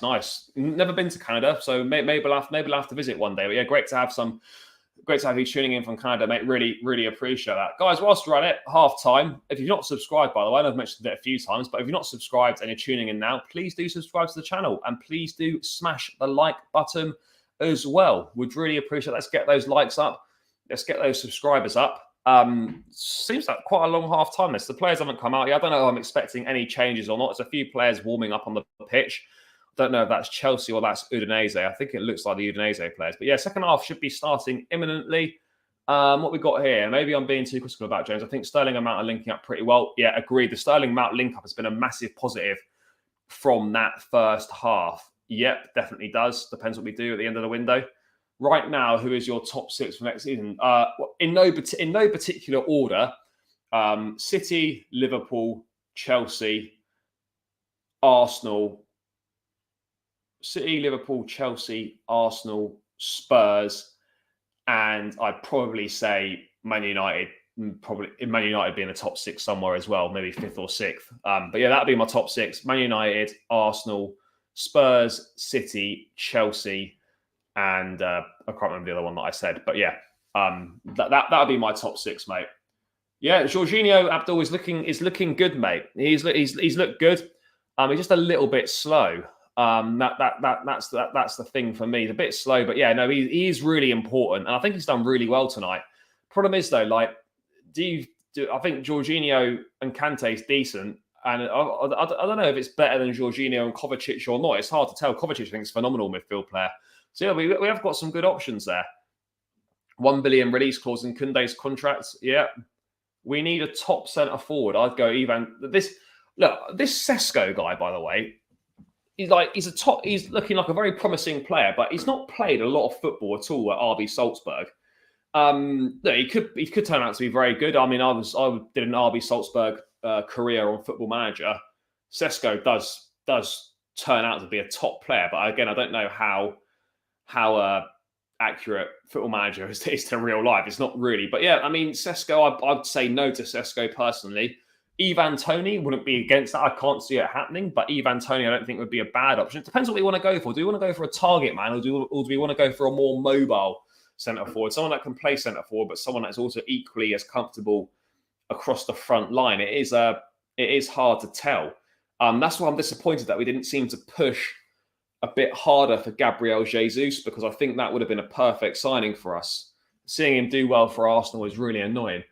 I agree with that. I wasn't putting them in order. I was just saying what I think will be the top six. No particular order. West Ham quietly had a good window. Yeah, West Ham have looked decent. In fairness, West Ham have looked decent. But again, they bought in Skamaka. It looks like if they get Filip Kostic over the line from Frankfurt, I think that's a phenomenal signing. They're not doing badly. They're not doing badly. That is certainly true. But again, I don't think they'll be in the top six. I think they'll drop off a bit. What else we got here? I'll be thinking Fofana is a real possibility this window. It's so hard to tell. It really is. I don't know. I mean, Leicester are the only team that haven't signed anyone in the window in the Premier League. Supposedly, they need to sell players before they can bring players in. Fofana would obviously be one of their players that would command a lot of money. But then again, you don't want to leave it too late in the window because they'll need to bring a replacement in. So I'm not really sure. If I'm being totally honest, I think Fofana's an outside chance. I think there's a much bigger chance of getting someone like a Kimpembe or a Skriniar rather than Fofana. But never say never in football. We as you know, we don't really know. Most centre forwards have come from Salzburg. Yeah, Salzburg produced some decent players. Mane's come from there. Minamino's been okay. Haaland, obviously. Sesko at the moment. Quite a few Leipzig players and make the transfer from Salzburg. Oh, second half has started, I think. Oh, I must have missed that. Second half underway. I don't think there's been any changes as expected. So yeah, hopefully we'll see more of the same. Hopefully no lapses in concentration from Chelsea. But yeah, second half is now underway, guys. Lee, I agree. Havertz, not a lot. Had a couple of opportunities which he probably should have done a lot better with. Aspie making a foraging run forward here. This checks back, finds Havertz on the right-hand side. Havertz, edge of the box, right-hand side. No, it does fuck all with it. Standard. That's so shit. Come on, Kai, get up. I don't know. He looks like he's down and out on the floor there. Not great. I hope Chelsea don't panic buy. Yeah, I hope we don't panic buy either. But Dan, we are close to levels of desperation. Havertz looks like he's in trouble here. It looks like it could potentially. I mean, I'm not a physio or a doctor, but it looks like it could be a dislocation of the shoulder potentially. I don't really know. He's lying on his back with his arm out to the side. Oh, I don't know if that's a shoulder dislocation or he's fallen funny or something's happened. I'm not really sure. Is it his arm? Looks like it might be his shoulder. He's been muscled out by the left back there. He does. I don't know. He falls a bit awkwardly on that shoulder. I'm not really sure what's going on there. But yeah, Havertz is down. Don't know how serious the injury is at the moment. But yeah, it's I agree, Lee. No aggression. Doesn't really drag defenders. Yeah, the basic stuff doesn't seem to be there, which is a concern when he's probably going to be the main guy this this season for the club. It's a massive season. They've made a change here. Udinese, Delafeu is now off. I don't know what this. I don't understand. This confuses me in football. Why do teams play 2 minutes of the second half and then make a change? Just make the change at half time, for fuck's sake.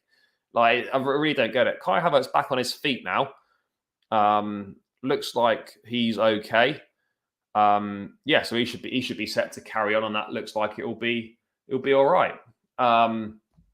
I watched Chelsea and Arsenal game. We were so poor. Yeah, we were. This has been a much better performance from Chelsea. Obviously, against a slight drop in quality of opposition. Also, I'm not really too sure why this game's in Italy. I haven't done all that travel, obviously in the States and to and from the States as well. Then to have some time at Cobham and then fly out to Italy a week before the season, it would have made more sense to try and have some pre-season games at home. So I'm not really sure why that's not happened. But yeah, Havertz is back on the pitch now, so that injury obviously not too bad there.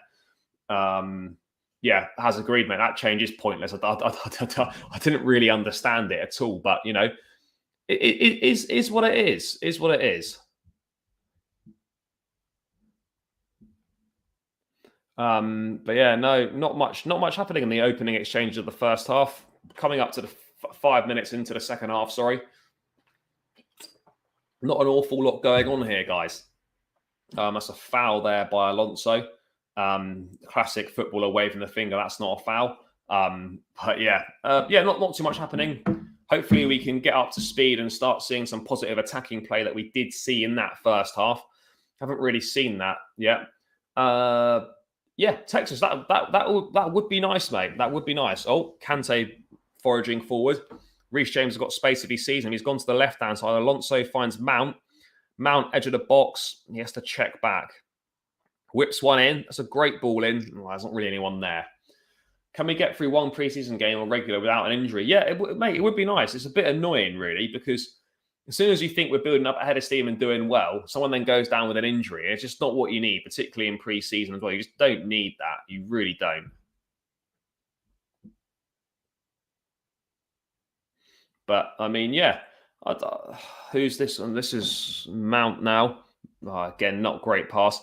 I need to see more from Havertz, guys. I don't know what guys in the chat. You know, what have been your thoughts on Havertz so far? I feel like we're kind of focusing in on him, and to a certain extent we are, but it's because we know there's ability there.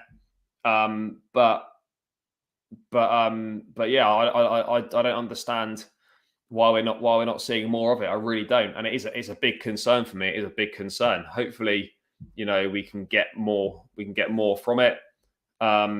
More from him, sorry. But yeah, this is a bit of a slow start to the second half here. This is where the fitness might kick in. Now that's Mount down on the edge of the box. Is he going to get up, or is there going to have to be the physio coming on? Pause in play. Alonso puts it out. No, he doesn't. Mount's back on his feet, and we carry on. Yes, a bit of a slow start, first 5 minutes. But yeah, we'll have to see how this goes. But yeah, guys, you know, 50 odd minutes in, not too much going on. Yeah, the win would be nice tonight, Danny. But I've been pleased with the performance. Mate, Kante sourcing. Oh, mate, Kante turning into some sort of prime attacker there. A little cheeky turn on the edge of the box and fires a shot, and it's pushed behind the Kante on the half turn there. Edge of the box, smashes one goalward, saved by the keeper behind for a corner. Kante with a saucy turn.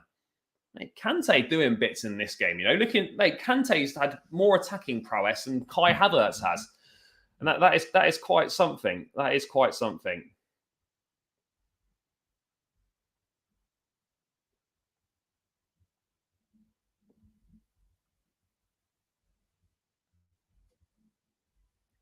Kante showing these guys how it's done in the attack. I mean, other than Mountain stuff, Kante, honestly, a little bit embarrassing, really. But Kante's been better than Havertz has in terms of attacking play this half. And if you're Kai Havertz, that's a big problem. That really is a big problem.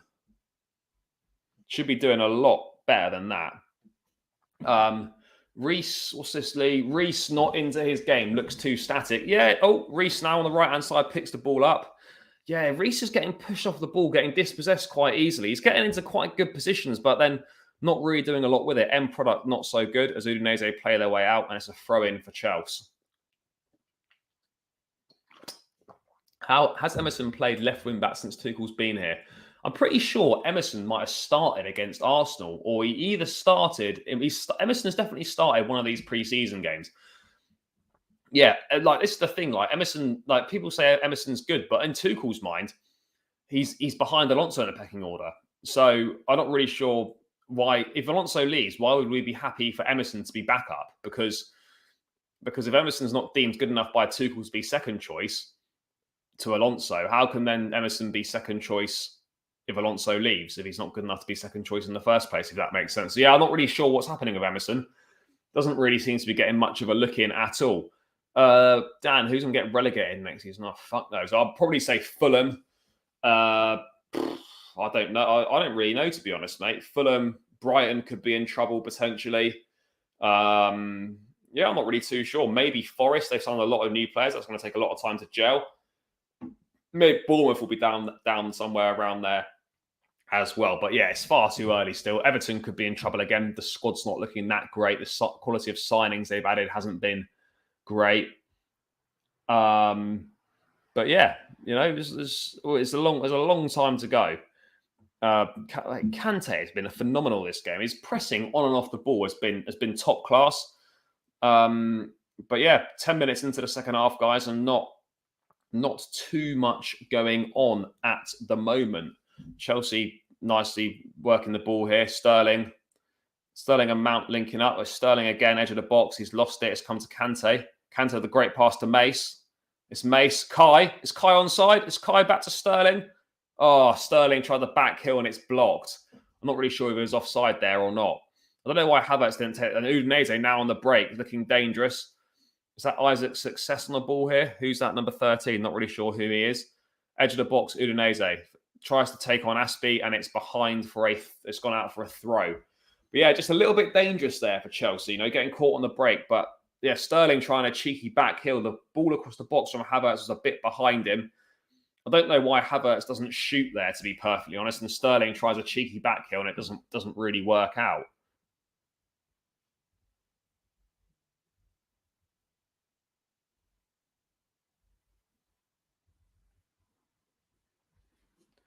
But yeah, I mean, that's again, it just goes to show we've got to be careful. We're committing people forward. We are playing well. But yeah, there's another sign there that if we're not careful, just like in the first half, we could definitely be caught on the break. And you don't want that. You really don't.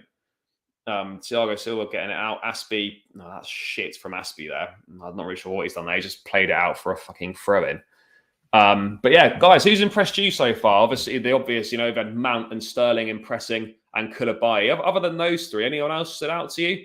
Sterling's been man of the match. Havertz he's actually taken someone on there and he's hauled down. That's not a pre-season game. That's 100% a booking. I mean, it should be a booking anyway, regardless of what sort of game it is. Havertz hauled down there as he was looking to break away. Yeah, Kante has been better than Kai. He actually has.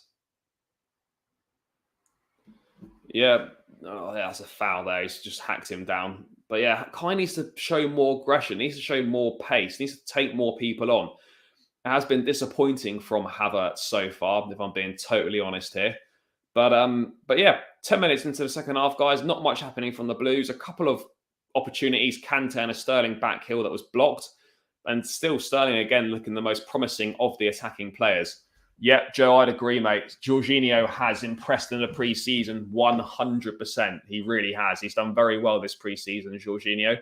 And last season was a bit of a drop-off to be expected after that mega year with the Champions League, the Euros, and coming third in the Ballon d'Or. There was a little bit of a drop-off. But having said that, he has done well. He's not done bad at all this pre-season. And he looks like he's potentially back to his best here as well, which is definitely a plus for him and a plus for us. And he's going to be important this season as well, because with Italy, it's a lovely interchange. It's Mount edge of the box. Too long on the ball. With Jorginho, obviously Italy not going to the World Cup. Jorginho's going to have a month off between sort of November, December. That could be really crucial with players coming back from the World Cup, having a top player like him fresh for like heading into the season restart after the World Cup. That sort of thing could be invaluable. Sterling again picking it up. This is great from Sterling. There's no one else in the box. Sterling cuts back. He tries to dink one in for Havertz. And it's Alonso, and Havertz is offside anyway, but still can't put it in. Yeah, Dan, I agree, mate. Sterling and Mount have been the standout players for sure. They've done really, really well. I've been very, very impressed with Sterling and Mount. But yeah, other than that, guys, not too much else going on. It's not been as good in the second half as it was in the first half from the Chelsea. There was a lot better link-up play so far, but it's still about half an hour to go. So plenty of bits and pieces still to come. Hopefully, we might see a few players from the bench. Obviously, we've got Kennedy. I don't want to see Kennedy, but I'd like to see Callum play. I mean, there's a strange report today. I don't know how accurate it is that Callum might be going out on loan potentially, and Tuchel's not perhaps not thinking he was the player he was. Perhaps he's come back over. Oh shit, they're in. Oh, it's dragged wide there. I don't know who that was. Number 7 for Udinese. Probably should have done a little bit better there. Udinese were in there. And yeah, that's not great from the Udinese number 7. Lovely to see Kante playing so well. Yeah, it certainly is, Lee. As we've said though, the big thing is he's got to stay fit. That is the big thing. We got to use him properly. I think last season Tuchel kind of I feel mismanaged him, or the club mismanaged him in the fact that if he was available to play, he always played. When in fact he probably should have been left out of certain games or on the bench for certain games. Really use him in the big games when we need him. We don't need to use him every game because otherwise, he seems to break down. So we just got to manage his minutes more efficiently. But tonight he looks really good on the evidence here, getting forward well. Havertz now on the ball, plays it back to James. James back into Jorginho. Jorginho to Mount, out to Alonso here. Chelsea building a nice move here, edge of the box. Alonso on the ball. We're going to put one in. No, he's going to go back to Koulibaly and back to Silva. So that attack they recycle and we go again. But yeah, that's shit. That was terrible. But yeah, no, guys, this has been done well so far. But yeah, guys on the bench, Callum.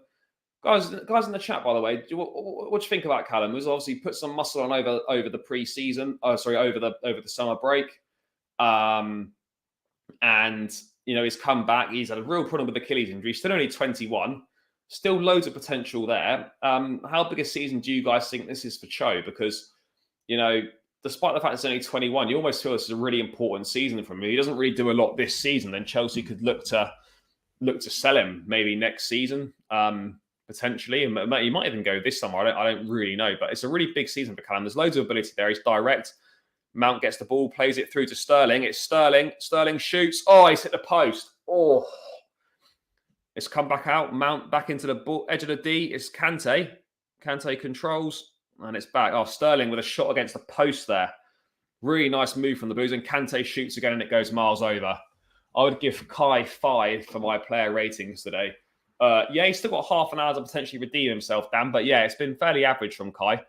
It's a great shot from Sterling, and it just goes on. I'm not sure if it's a fingertip save onto the post, but yeah, Sterling has looked phenomenal in this game.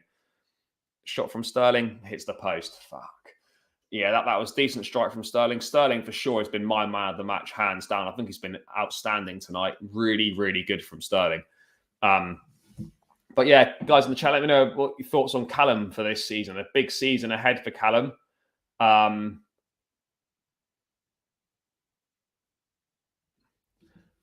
He's a very good player, but at the same time, he's got to start taking his opportunities. So hopefully he's given some opportunities, but again, he's got to just make the most of them for sure.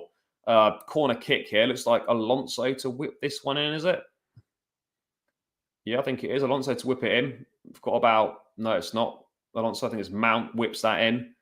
No, it's headed away. Nothing there, really. Is it possible to coach one-on-one finishing? I mean, I'm probably the wrong person to ask there, as I'm not really a coach. But I think if you look at all yes, you can coach players to get better at finishing. I think you definitely can. But I think you look at the best strikers, the best finishers. A lot of it is just natural ability. When Michael Owen first came on the scene, the likes of Robbie Fowler, like Cristiano Ronaldo, the original R9 Ronaldo, just naturally good finishers, just natural born finishers. You can coach it, but it's just an ability you have. I think people are just naturally good at finishing. You can obviously improve it, but the best finishers are ones that it's just natural to their game.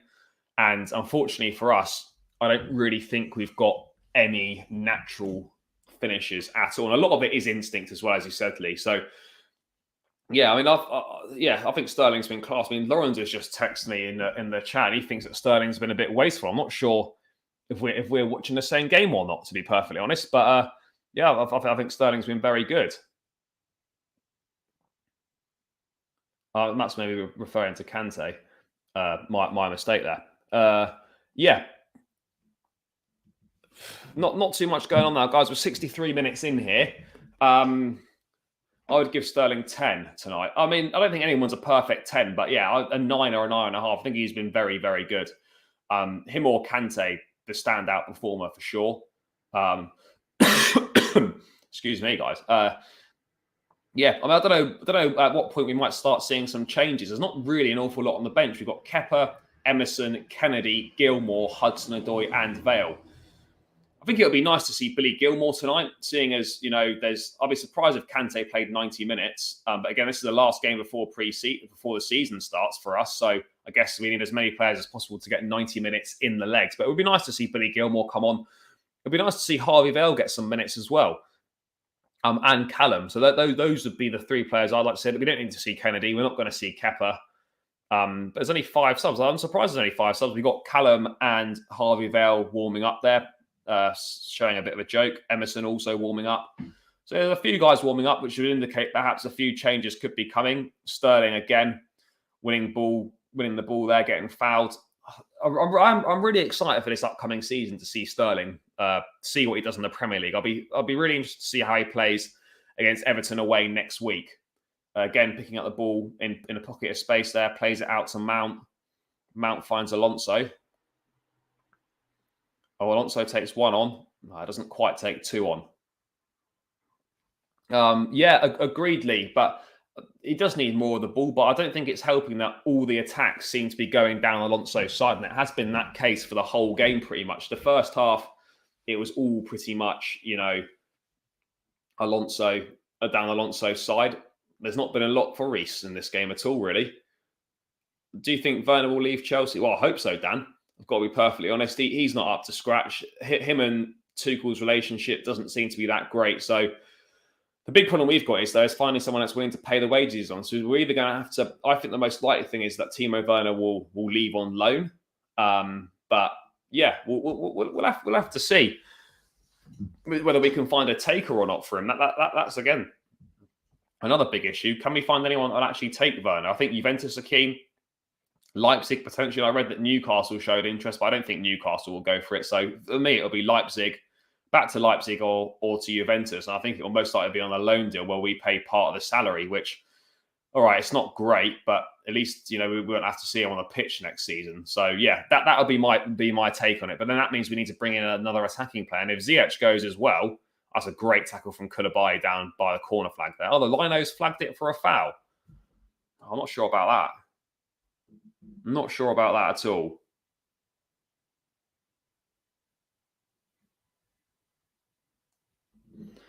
Oh, this is tough. I didn't think that was a foul. But yeah, this second half's not been as good. We've had a few moments, but yeah, it looks like the guys are perhaps struggling for fitness a little bit, looking a little bit leggy, some of these, which is why we should probably look at bringing a few subs on now. It's definitely the tempo and the intensity for me seems to have dropped from the first half. As you'd probably expect in pre-season. Sterling's still looking sharp on the ball, looking good. But yeah, as a collective, this performance has definitely not been as good as it was in the first half, which you'd kind of expect, but it's a bit worrying. It's tailed off. That's a nice ball. It's Mount into the box, plays it across. It comes to Kai.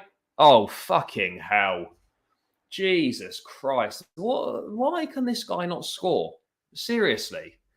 Havertz again with another big opportunity to score. It falls to him in the box. It's point blank range, and he puts it straight at the keeper. Oh, seriously. Come on. Kai has got to do better.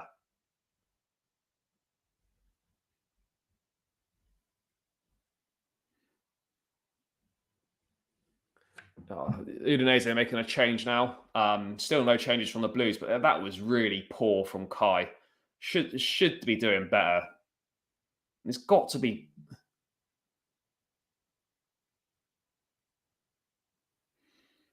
really good. I mean, Sterling's been so much better. I'm concerned with Havertz. I really am. He's not been good enough. What would your favourite all-time five-a-side CFC team be? Oh, Jesus Christ, Lee. That's a tough one. Checking the sticks. This is just off the top of my head. Checking the sticks. JT at centre-back. Midfield, Lampard. And then, who's else? I've got Czech, JT, Lampard. I need 2 more. Hazard, and Drogba. So check JT Lampard. Oh, it was a goal. Was it? Oh, why has he not played? Why has he not had a shot there, Mount? Mount should have just had a shot there and try to play it instead of trying to play to Sterling.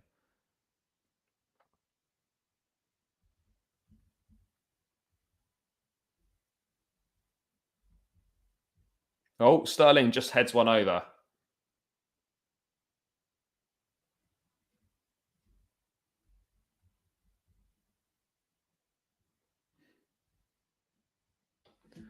Looks like we got another drinks break here. So we're 68 minutes in. Second drinks break coming up.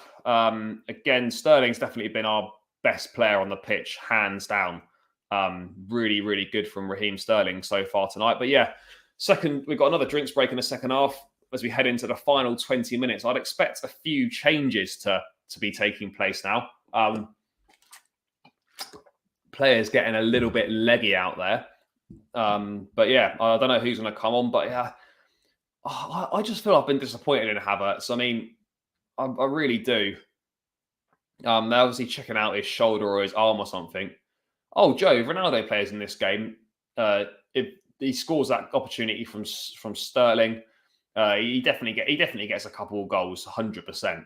Alonso needs to be sold ASAP. RD, big up, mate. Nice to have you in the chat. Yeah, Alonso. I like Alonso going forward. I just don't like him defensively. And I know wing back's predominantly an attacking position, but you have got to be able to defend as well. And unfortunately, Alonso's defensive ability seems to have deserted him.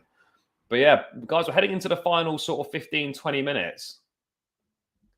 This has been a fairly uneventful second half. Sterling with hitting the post and Kante forcing a half decent save from the keeper. But other than that, yeah, Chelsea have not been as good in this second half as they were in the first half. It has been a little bit of a struggle, if we're being totally honest. It has been a little bit tough. But yeah, what can we do? What can we do? It looks like Emerson is about to come on. Emerson is stripped down in his kit there. I'm not sure who he's coming on for. I would imagine it's very much going to be Marcus Alonso. But Emerson definitely looks like he's stripped and ready to come on. And as is Callum Hudson-Odoi and Harvey Vale. That looks exciting. Havertz is off. Havertz has had his 70. Oh, Havertz has had his 70 minutes. I thought disappointing from Kai tonight. Poor. If I'm being totally honest, we've got Vale, Hudson-Odoi, and Emerson coming on. So it looks like Sterling will end up going down the middle, I would presume. Mount one side and obviously Callum the other side. I think we'll be changing the whole lot, I'd imagine. So Kai's come off and Callum's gone on. I don't know who's going to play centre forward. We'll see how this works out. But yeah, triple substitution on the 70-minute mark for the Blues. Hudson-Odoi on. I'm looking forward to seeing Callum. He's not been great in pre-season so far. But again, it's an opportunity for him to impress. And you've got to take these chances. Callum might not get many opportunities this season. That's interesting. Emerson on for Reece James and not Alonso. Well, I wonder why that is. Emerson on for Reece James. Does that mean that... And now Vale's on. Oh, don't tell me Callum's going to go and play right wing back. Or is Vale going to play right wing back? Vale's on for Koulibaly. Oh, there's a bit of a reshuffle here. I'm not really sure what's going on. So Havertz, James, and Koulibaly have gone off, and they've been replaced by Vale. It looks like Callum's going to play wing back on this right hand side, if I'm not mistaken. Yeah, I think he is. I think Callum's playing right wing back with Harvey Vale ahead of him on the right side of that front line with Sterling and Mount. Oh, I'm not sure about that. Yeah, Callum's playing right wing back. We've got Aspie. Yeah, it looks like Emerson's playing in the back three. So now the back line is lining up with Mendy in goal, Aspilicueta, Emerson, and Thiago Silva as the back three, with Hudson-Odoi and Alonso as the fullbacks, with Harvey Vale, Sterling, and Mount making up that front three. What? Yeah, agreed, Texas.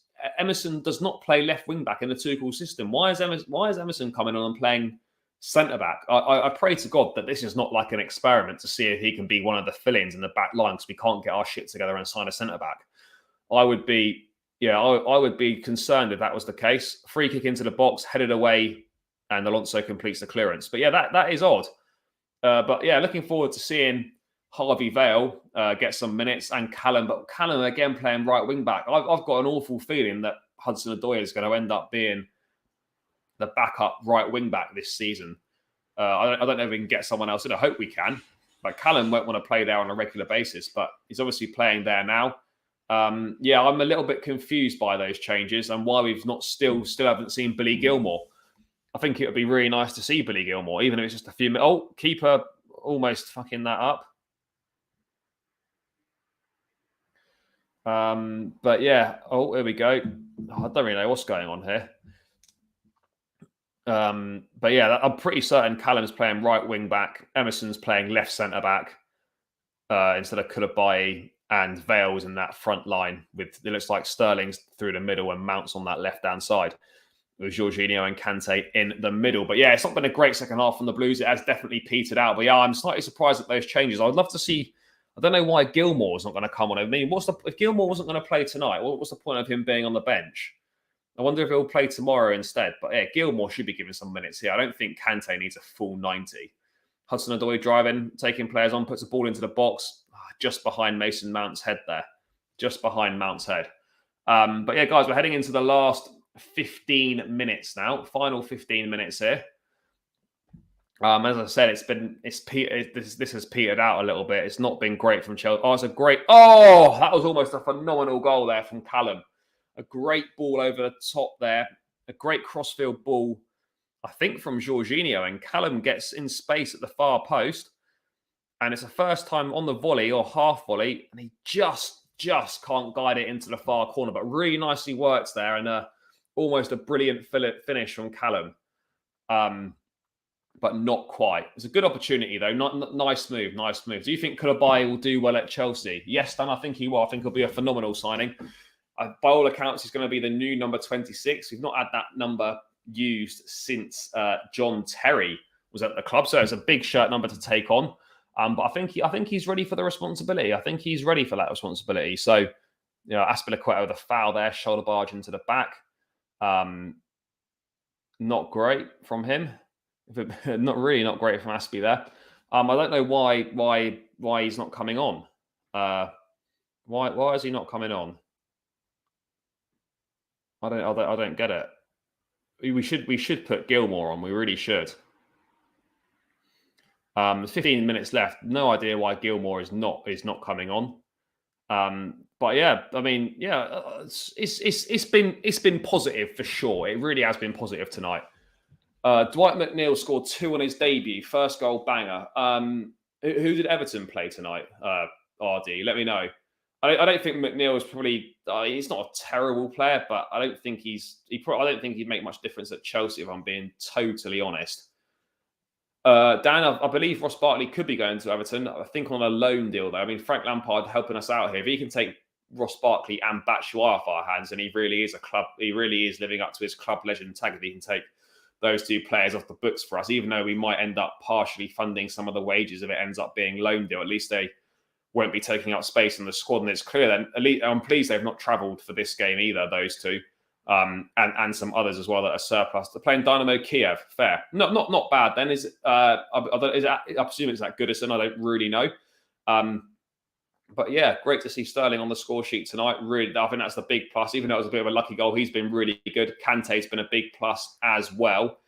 As has, I think Mount's been good as well, but he's not been as good in the second half. Havertz, for me, disappointing. Some okay link-up play, but finishing again, deserting him. And not for me, really average to poor pre-season from Kai Havertz. And I don't feel confident heading into Everton next week with Kai at all. I mean, I think he'll obviously start. But yeah, I don't feel confident heading into the season with Kai Havertz as a number 9. I really don't. Another average display today. Corner whipped in, headed away. But yeah, I do worry. I do worry indeed. But yeah, guys, we're game's coming towards an end now, approaching that final 10 minutes. As I say, it's been much better today, but at the same time, it's not been great this second half. We've done okay, but it's definitely petered out. And You can tell that the guys we're looking a little bit leggy now. The play's not as fluid. It's not as fast as it was in that first half and kind of early parts of the second half. But it's been okay. It's been okay. We've done all right. It's definitely been. I'd say it's been the best performance of the preseason. And I think the large bulk of the starting lineup, as I said earlier, will be starting against Everton. Possibly a different centre back to come in for Aspie, and maybe Kovacic to come into the midfield, and possibly Chilwell to come in at left wing. But other than that, I think this is pretty much going to be the team. I think it will be Mount, Havertz, Sterling to start. Will be Silva, Koulibaly, and someone. And then it's just the choice of who's going to partner Kante in midfield, because I think Kante obviously definitely starts under Tuchel. You know, he loves him. But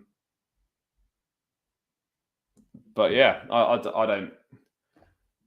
I'm not too sure, but I think that is going to be the case. Cho here, right hand side, dangerous position, puts the ball into the box, and again it's cleared. George, yeah, mate. No, mate, it's not been bad, you know.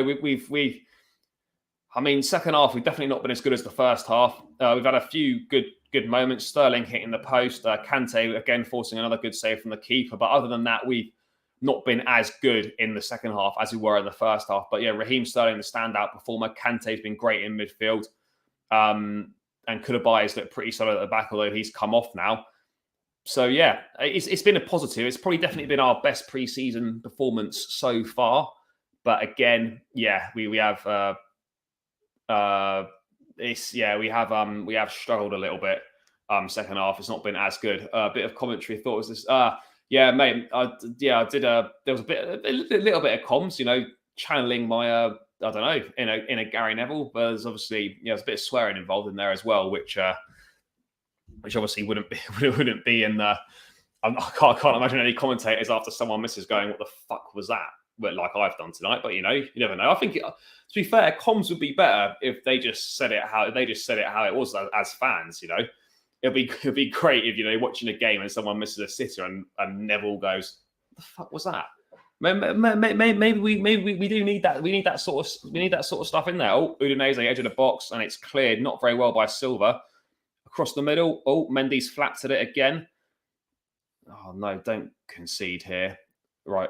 Oh, ball into the box. It's blocked behind for a corner by Emerson. Guys, into the final 10 minutes now. In the chat, let me know who you feel your man of the match is. I think it's going to be pretty obvious. But yeah, guys, get your man of the matches in the chat. Yeah, that's it. Yeah, interesting to know. I think I already know. But yeah, guys, get your man of the matches in the chat. And then get your worst player of the match in the chat as well. We might as well start that. Man of the match and worst player of the match. Or shittest player of the match would be more appropriate. So yeah, guys, let me know those. And probably once this game's finished, we'll run through a quick player ratings as well before we round out. And Kennedy looks like he's coming on as well. Not really sure why. I think this is a massive. I don't think Billy Gilmour is that great, but I think he deserves a chance, at least in the pre-season. How is someone like Kennedy coming on in this game with just under 10 minutes to go, and Gilmour still on the bench? I don't get it. I don't get it at all. I really don't understand that. Like, Gilmour should be having an opportunity here in this game. Yeah, Sterling's done well, mate. The goal was classic though. Like, it's such a lucky goal, but you take it. He won't score an easier one in a Chelsea shirt, I don't think. So when you get the opportunity, mate, have a look back at it. Yeah, Havertz has been shit tonight. Just the general consensus in the chat, and I think amongst Chelsea fans that I've been speaking to, that Havertz has been piss poor tonight, and he has, and he's been subbed off now anyway, which is thank God for that. I mean, Vale's not done much either, but at least he's getting some minutes in the tank. Thanks, Dan. Enjoying the watch along. Appreciate it. We will do some more of these, as I said earlier. But it won't be every game. Maybe just for a select few games and a few big games. And I'll try and get some better graphics on the screen as well.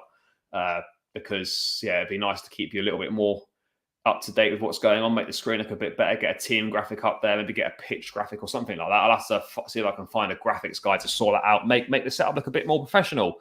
And Kennedy with that blonde, his blonde hairs coming on, looks like a Brazilian Eminem with that trim. He's coming on for number... and Gilmore is coming on, so I'll take back my slander.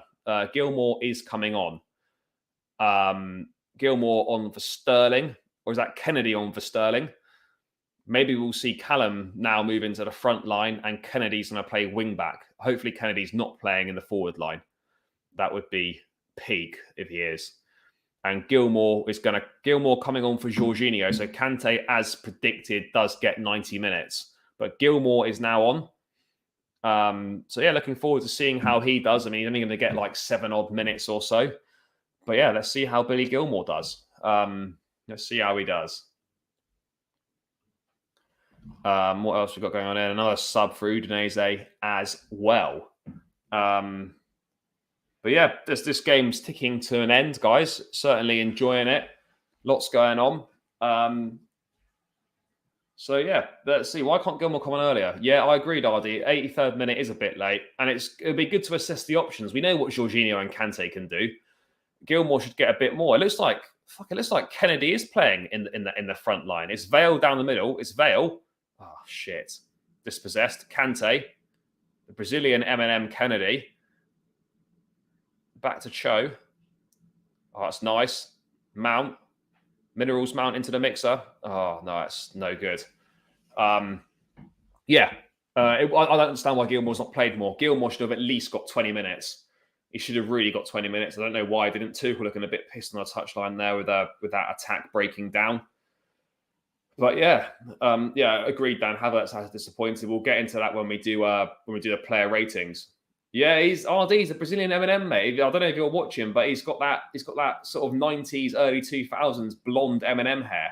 So yeah, the Brazilian M&M Kennedy. Alonso to whip this corner in. 5 minutes to go. No, that's shit. Not great, that. We'll get into player ratings after the game. We'll run through that. And then we'll round things out, guys. 85 minutes in now. First watch long has flown by.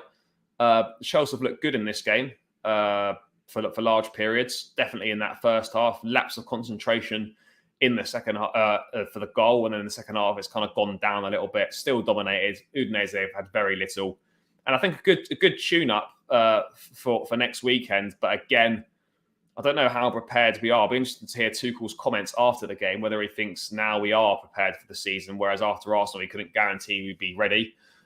It's a shame that we've not been able to see the likes of Conor Gallagher tonight, Brozier, etc. It would have been nice to see some of them. But at the same time, I guess we'll see them tomorrow and hopefully they'll play some part in the season. I really do hope that. To me, it's again, I'd say the only downside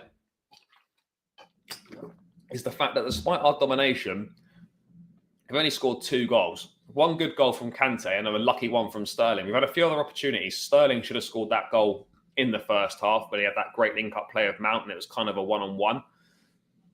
And then we also had opportunities from Mount. We've had opportunities from Havertz. Yeah, it should be better, really. It should be better, but yeah, what can you do? Mount has been decent tonight.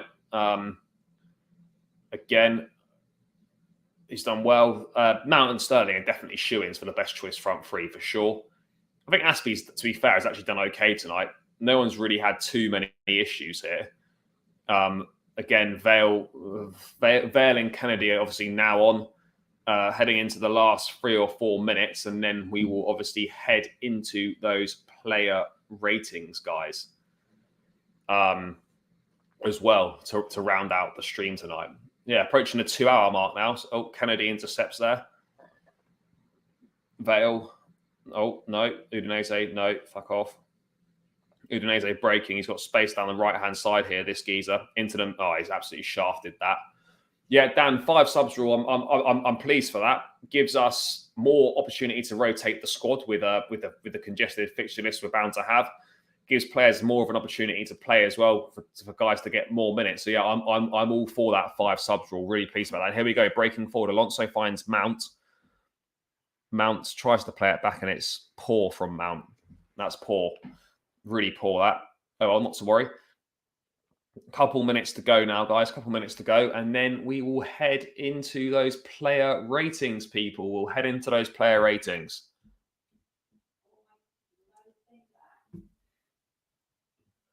So we'll head into those player ratings, guys. Once the game's done, couple minutes, and then we'll head into the player ratings, and we'll analyze some of Tuchel's comments if they come out during the game. 2 minutes to go.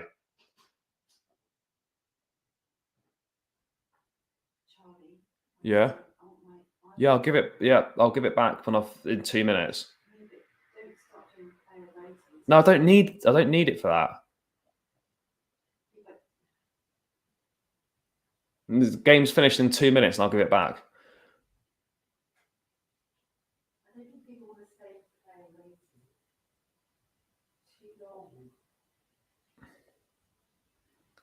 So yeah, no, I'd agree, Dan. Kai for a 3 tonight. He's been poor. But yeah, guys, heading into that final minute now, and then we'll be done.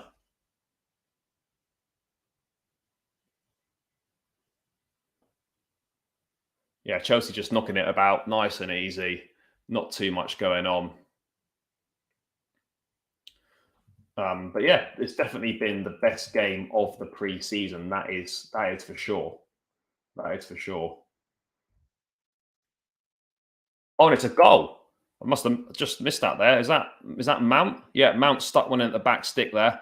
Looks like an assist for Callum as well. That's a third goal. And Chelsea wrap up the game with a goal right at the end there from Mason Mount. So Kante, Sterling, and Mount on the score sheet here. I just missed out the camera angle. I don't know. The local director was, I don't know what he was doing. He was all over the place there. Couldn't really see the goal. So just literally cut to it, and Mount was putting it into the back of the net. So let's have a quick look at this replay. So it's Callum. Nice bit of work. Ball into the box. Oh, lovely. And straight across the goal. Nice work from Callum there. Ball across the middle, and Mount just taps it in at the far stick. It's nice from Callum. Direct. Good ball across the box. The defending slightly poor. And Mount with an empty goal to tap into. Nice goal from Mount there. Lovely. Five minutes added time in a pre-season game. Fair. We've got 5 minutes added on, guys. And then we will get into those player ratings. If you want to stick about for another 10, 15 minutes, we will get those done. But yeah, Mount finishing the game off there.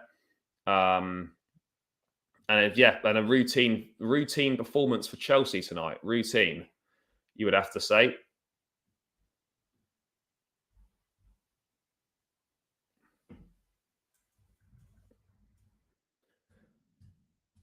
But yeah, heading into the final minutes, then we've done well tonight. We've done well tonight.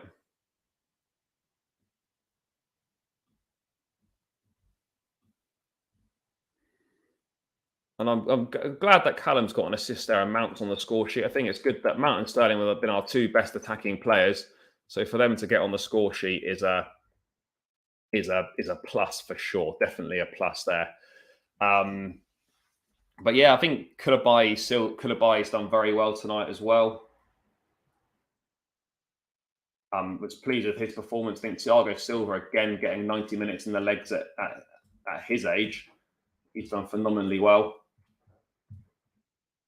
Kante's been a big plus again.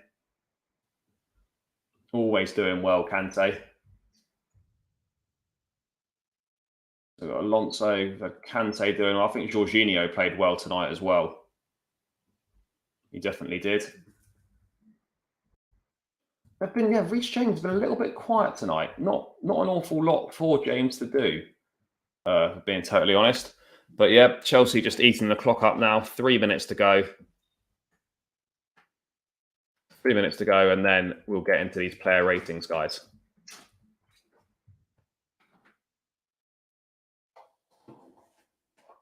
Too generous on that, Kai. Yeah, Kai has not been good tonight, guys. He really hasn't. He's definitely struggled, and it's a concern. We'll get into him in a little bit more detail in the player ratings. What else we've got here? So right hand side.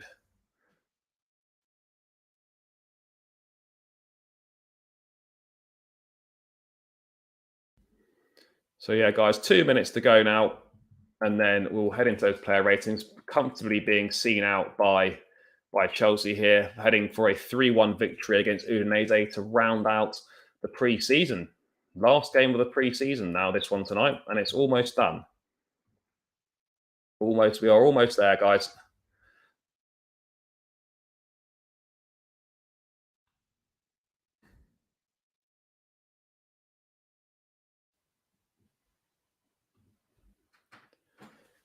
Okay, team. So, here we go.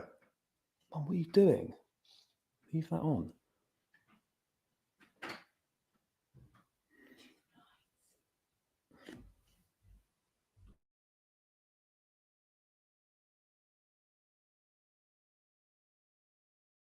Mount edge of the box back to Alonso. Oh, almost another goal there. Yeah, I think Mount's done well tonight, Dan. Yeah, I think he's played well, deserved his goal. He's looked good. Good link-up play with Sterling. Not quite as good as Sterling, but Mount and Sterling have definitely been the two best players in the attack for sure. Yeah, they've definitely done the best there. Okay, Udinese breaking forward. 1 minute to go now, and then we'll quickly get into those player ratings, guys, and then we'll round it out. Yeah, Udinese just holding the ball around the edge of the box here, not really doing anything with it. Final few seconds now. Oh, ball across the middle and cleared out by Thiago Silva. 30 seconds or so to go, and Chelsea will take a convincing win. It's been a much improved performance, but again, yeah, could be better. Could be better. You'd want it to be better, but yeah, it's definitely an improvement on what we've had in the previous pre-season games. That is for certain. Okay, guys, almost at that final 5 minutes, and then we'll round out. Emerson on the ball here. And that is full time. Chelsea finish off the pre-season preparations with a convincing 3-1 win against Udinese. Goals from Kante, Sterling, and Mason Mount. And Deulofeu pulling one back for Udinese just before half-time. But yeah, fairly routine performance for the Blues. Much better than the last game against Arsenal. Our best performance of the pre-season so far. Some positives to take, some, not negatives, I guess, but some still things that need working on. But yeah, overall, a positive night in Italy for Chelsea. And they'll go again tomorrow with a different group of players against a different group of Udinese players. So some more guys to see. Disappointed not to see Broja tonight. Disappointed not to see Gallagher tonight. But yeah, it's been a promising half for sure. But yeah, guys, we'll get into those player ratings now then.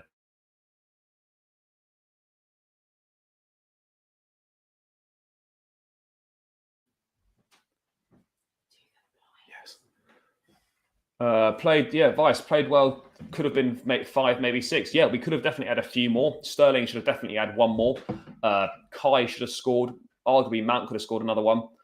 Yeah, we probably deserve 3 or 4, and that's perhaps the only one. Yes, all right, you cocks. Yeah, sorry, mate. I've accidentally muted myself. We're back in business now. We're back in business. Yeah. That's the only thing. The finishing, again, letting us down, despite the fact that we did score 3 goals. Again, we had opportunities that, against better teams, you don't take them. You might not get other options to do so. So that was, I'd say, was the only negative, apart from the fact that Havertz didn't score and he looked a bit off the pace. I think midfield, we did well. And Kante was impressive. Again, I think the front line, Sterling and Mount were phenomenal. Koulibaly looks really good at the back. Looks a real player there. Yeah, Texas, I was happy with the game as well. A bit more confident for Everton. Yes, of course, definitely. But it's going to be another big step up. Going to be another big step up, Everton away. We've not got a good record there. I just hope some more players come in. But even now, I just feel, as I said at the start, if Everton, if we sign someone between now and Everton, are they actually going to play against Everton? I'd say probably not. So, yeah, I think this is going to be the group, regardless of signings or not, this is going to be the group of players that plays against Everton, which is, it's not annoying, but yeah, I mean, we should, for whatever reason, the business has not been done. And, some businesses, we need something to happen over. I don't know if much happens over the weekend, but we just need something to happen. Something needs to happen. We've got to do better. We have got to do better. But yeah, a step in the right direction tonight. It really was. And it's such a pleasure to watch Raheem Sterling play. Really good performance tonight. Sterling definitely man of the match. And we do end the pre-season with a win, which is always nice as well. But yeah, I would say that, yeah, slight concern would be Mendy as well. Unfortunately not, mate. No trip to Goodison for me this season, having done it back end of last season. Couldn't get a ticket, mate. I tried. So maybe if anyone's got any spares, I might end up going. But yeah, no, I don't think I'm going to be making the trip to Goodison, mate. I'll be enjoying it from the comfort on the sofa. And then we can, mate, you can join me in jumping into some player ratings after that game on next Saturday evening. So yeah, looking forward to that. Yeah, new signings were both good. Agreed. Yeah, guys, let's just get straight into it. I'll bring the screen up now. It's been a while since we've done a player ratings, but let's do it, people. Let's do it. Let's get that player ratings up on the screen. It's been a while. Here we go.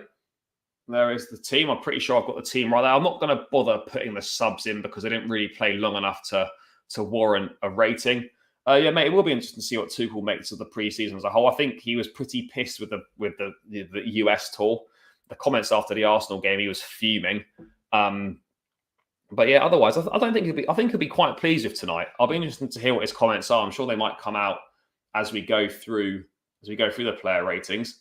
Yeah, guys, more of you tuning in now that the game's finished as well. So yeah, we might pick up quite a few more numbers. Again, guys, if you're not subscribed to the channel, please subscribe to the channel. If you're new, we'd really appreciate all of the support. And please keep smashing the likes as well. First watch along on the channel. I've gone solo. Yeah, and I've really enjoyed it. It's gone quickly. Really appreciate all the support in the chat. But yeah, guys, please do offer a little bit more support. If you're not subscribed, please subscribe now. We'd really appreciate it. Why didn't they play Brozier? Why didn't they play Brozier? Brozier's playing tomorrow.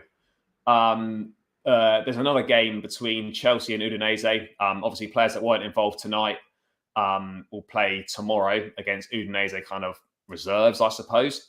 And Brozier's going to be playing in that game. I would have liked to have seen him tonight, but the only reason I can think for Brozier being involved in that game is the fact that he's played no preseason minutes this season. He picked up an injury in the States, that's a fly back.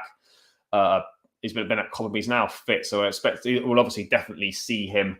We'll definitely see him tomorrow. But guys, let's get into it again, guys. If anyone's got any comments from Tuchel come through as we're doing this, do let me know, and I'll bring a few up on Twitter.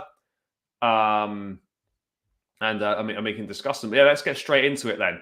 Edouard Mendy then, guys. Didn't really have anything to do tonight. Couple of one or two saves, but again, it was worrying for me, Mendy. For that goal, it was really bad. He could have easily caught it, or he could have pushed it out into a safe area. Instead, he just palmed it straight to Deulofeu. And the one thing that he had to do tonight, he didn't really do it. Texas Blue won because he put his kit on correctly. It's a little bit harsh, but yeah, the error was poor, and you can only judge it. He didn't really have much to do, and what he did have to do, it was disappointing, realistically, from Mendy. So yeah, Mendy is shit at Penn's George. Agreed, mate. We've definitely seen that. But yeah, guys, Mendy. Let me know what numbers you'd go with Mendy in the chat. But I'm saying that, to be honest, he didn't have much to do, and he made a big mistake which led to the goal. I'm going to go with a 5. No, not a 5. Sorry, below average, really, for Mendy. I thought he wasn't great tonight. Let's give him a 4. I think a 4 is probably fair. Let's move on then from Mendy. Mendy onto Azpilicueta, obviously playing in the back line. In the right centre-back. Surprised that he played ahead of Chalobah, to be honest, considering he doesn't really want to be here anymore. But I guess maybe we're trying to... I'm not really sure why he's played, but he's played. And in fairness to Aspi tonight, I actually think he did okay. Defended reasonably well. Didn't offer too much going forward, but was kind of just solid. Didn't really do anything wrong. Didn't really do anything outstanding. So I don't think we need to spend too long on Aspi. I'd say average. I think an average 5 is fair for Azpilicueta. So we'll go with 5 for him. Thiago Silva played the whole game. I don't think he did anything wrong either, but I don't think he really had much to do at all either. I mean, what he had to do, he did well. He didn't really do anything wrong. He looked calm on the ball. He looked assertive. Put in some half decent challenges, but again, a fairly quiet evening for him. Other than the one time he got caught on the break, didn't really have anything to do at all. If I'm being totally honest. So, guys, Thiago Silva, I think he's probably a bit better than Aspie. I'd probably say, I don't know, a 6 is a 6. I think a 6 is okay for Silva. There was nothing outstanding.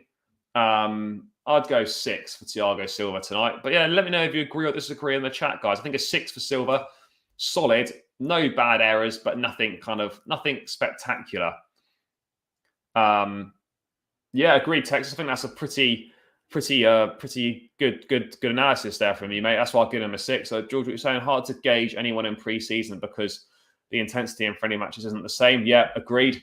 I do totally agree. Now, by the way, guys, 40 of us in here now, so the numbers seem to be coming in after the watch-longs finish for the player ratings. That's good. So, guys, if you're new around here, as I said, please click that subscribe button. It would really help me out. So, yeah, click that subscribe button, guys, if you haven't already pressed it and you're tuning in now. Moving on to Koulibaly, playing on the left-hand side of the back three here. I thought he looked good tonight. Was good on the ball. He was progressive. Made a good tackle in the first half. Good going forward. I was really impressed with him. I thought he was the standout defender tonight. I would give Koulibaly... Do we think a 7's too high, guys? I'm going to go with a 7. I was really impressed with Koulibaly. On his first start for the club, I think he played about 70-odd minutes. Yeah, I was impressed. I think a 7 is fair. I'm going to give Koulibaly a 7. He was definitely the best out of the 3. So I'm going to go... Do you know what, Texas? He was decent, wasn't he? 7 or an 8. Let's go in the middle, mate. Let's go in the middle. 7.5 for Koulibaly. Definitely the standout defender and a really promising performance from Koulibaly. And I think in him we've got someone that is definitely better than possibly better than Rudiger. Yeah, we've got a bit of spam going on here, so that naked game could just stop that. I might just block. Just going to put the user in a timeout. There we go. We got rid of that. Blocks them for 5 minutes. So yeah, get rid of that spam. Yeah, Koulibaly for a really good performance tonight. Can't wait to see him in the Premier League. So yeah, again, positive performance from him. Pleased to see him do well. And exciting times ahead for Koulibaly. But yeah, 7.5 for him.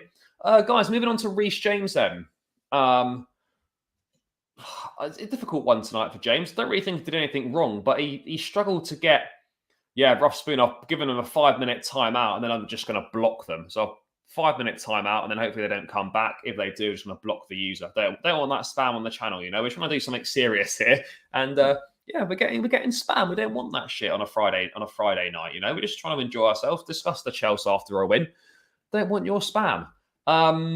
Reece James, guys. As I was saying, a lot of the attack was going down Marcos Alonso's side. It was all going down the left-hand side. Really, not a lot for James to do. Got forward well on occasions, but again, Reece, not a great game from him tonight. Would you think? I don't think he was worse than Aspie. I think maybe 5.5. A little bit disappointed. Again, just didn't have an awful lot of the ball, which is not necessarily his fault entirely because most of the attack was going down the left, but. Yeah, I agree with RD. I think someone said in the chat James was super stagnant, but really didn't do anything bad. Yeah, I think he was do we think he was better than Aspie? I think slightly better than Aspie. Actually, I don't know. No, maybe the same. I think him and James are just average. I'm not too concerned though for James. It wasn't great tonight, but it wasn't awful. It wasn't awful at all. Just didn't have much of the ball down that side. So yeah, I'd say Aspie and James both average. I think that's fair. But yeah, there's much more to come from James as we head into the season for sure. Guys, moving on to Marcos Alonso. Let me just quickly bring this up. How did Alonso get on? A lot of people want him gone, but I still feel there's something to offer us. Yeah, it's difficult with Alonso because one, he doesn't want to be here, which is a bit annoying. He doesn't want to be not annoying, but he doesn't want to be here. So we don't really want to be playing players that don't want to be here. But then at the same time, we want we haven't really got anyone else. And Tuchel obviously fancies him more than Emerson. So it's clear that Alonso at the moment could be heading into the season as the first choice left back. I mean, Chilwell didn't play tonight. So yeah, I don't really know. Alonso wasn't awful tonight, guys. I have to say. Going forward, he was quite good. He was getting forward a lot, linking up well with Mount in the first half, and linking up with Sterling quite well. I don't know. I think Alonso, to be honest, I think Alonso is slightly better than James. If we're being totally honest, if we're being objective tonight and just basing it on tonight's performance, I actually think Alonso was more involved and a bit better than James. Only just though. I'm going to go 5.5 with Alonso, but I don't know whether he's going to end up staying or not. But I think a 5.5 is fair. Is fair for Alonso tonight. I'm not really sure. It's a difficult one, really. It is a difficult one, but yeah, we'll have to see. We'll have to see. But Alonso 5.5, whether he stays or not, is up for debate. But I do think he's definitely preferred over Emerson. Take that. Curtis takes that. There's definitely no footballer more boring to watch than Kai Havertz. There's literally no nuance to what he does. Same runs, same lanky legs, no feints or quick shift, just so basic. Yeah, there's a lot. Yeah, Kai coming in for a lot of criticism tonight. People saying Alonso a 4. I don't think he was worse than Reece James. I'm going to stick. I'm sticking with the 5.5 here. I'm going to stick to my guns. 5.5. Guys, Reina will get to Kai Havertz. We'll get to him at the end. Because I think a lot of us are very disappointed in Kai tonight.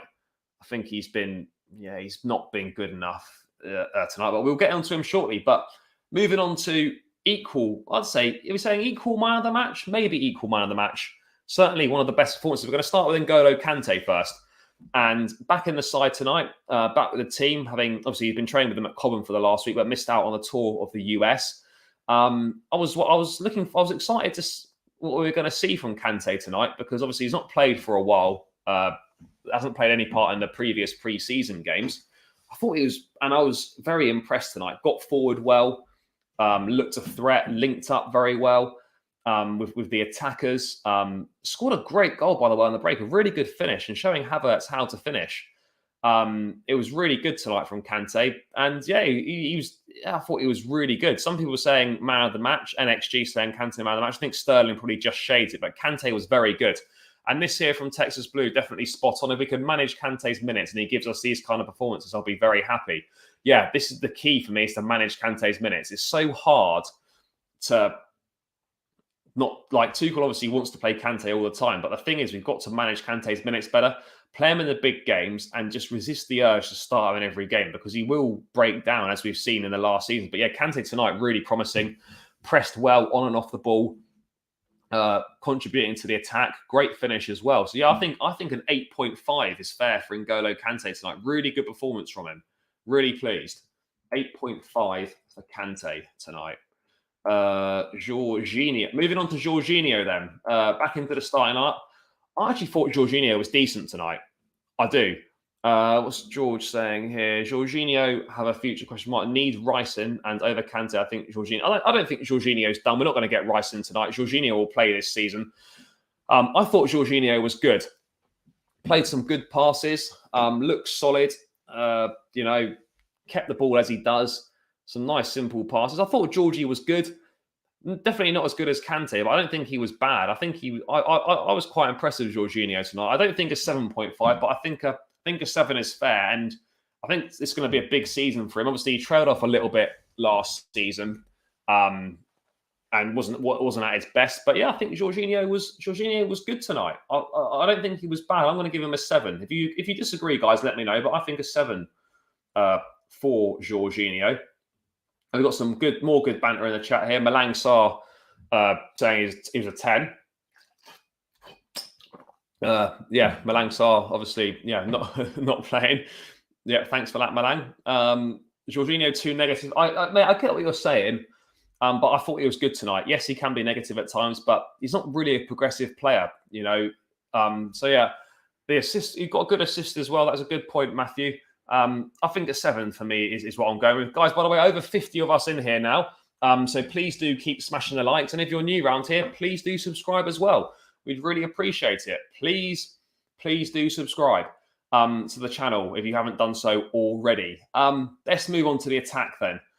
I'm going to save Sterling for last. Mason Mount then played the full 90. I thought he was good tonight. Linked up well with Alonso and Sterling in that first half. Could have had an assist, which Sterling should have scored the first chance. And yeah, I think he was good tonight. Solid again. He keeps his ball. I think someone in the chat mentioned it during the game. He kept the ball. His ball retention looks a lot better. He was, contributing well to the attacks. I was pleased with him. I have to say, I was pleased. I thought he did well. I thought Mount was good tonight. Definitely. I mean, he wasn't quite as good as Sterling, but he was on a. Yeah, he was definitely on a par. He was just not quite as good as Sterling, but again, he contributed well to the attack, set some opportunities up, got his goal at the end as well with a nice assist from Callum. I thought Mount was good tonight. I'd say, was he 8 or was he as good as Kante? Yeah, agreed, Rough Spoon. He was active and he was bossing it. I do agree he was doing well. I'm going to go, what are we going to go with? 8 or 8.5. Do we think he was better than Kante, guys? I'm going to go for the same rating. I'm going to give Mount an 8.5. I thought he was good tonight. But yeah, let me know in the chat if it's 8 or 8.5, which the majority of you think is good. I'm going to go 8.5. I thought it was promising from Mount, but if you disagree, please do let me know in the chat. Let's move on. We're going to round out with Stone. Let's move on to Kai Havertz. Now, I don't want to be too critical here, but it was really disappointing from Havertz again. It really was. And I'm really concerned for going into this season now. Havertz has I think he played 70, 80 minutes tonight. He's played minutes against Arsenal. He's played minutes against Club America, played minutes against Charlotte. And all of those games, including tonight, the guy's done nothing whatsoever. He's too slow on the ball. Doesn't really seem to link things up. Doesn't take centre-backs on. Doesn't seem to use his body. Doesn't seem to position himself very well. Agreed, RD. 4 poor pre-season games.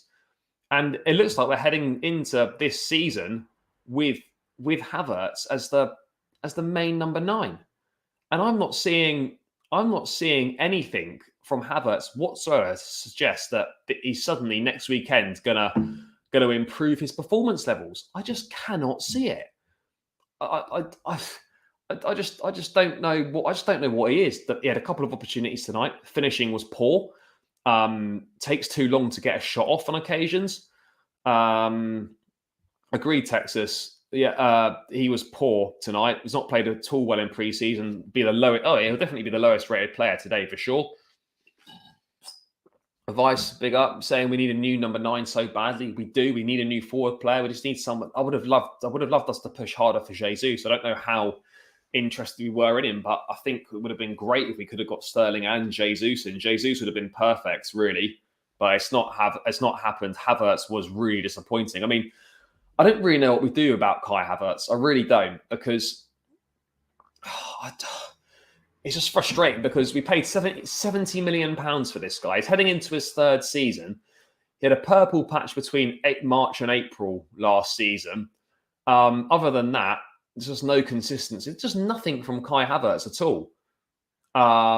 No, George, I'm not chugging that monster, mate. Nice, refreshing water, which I will need to fill up after this to clench the thirst.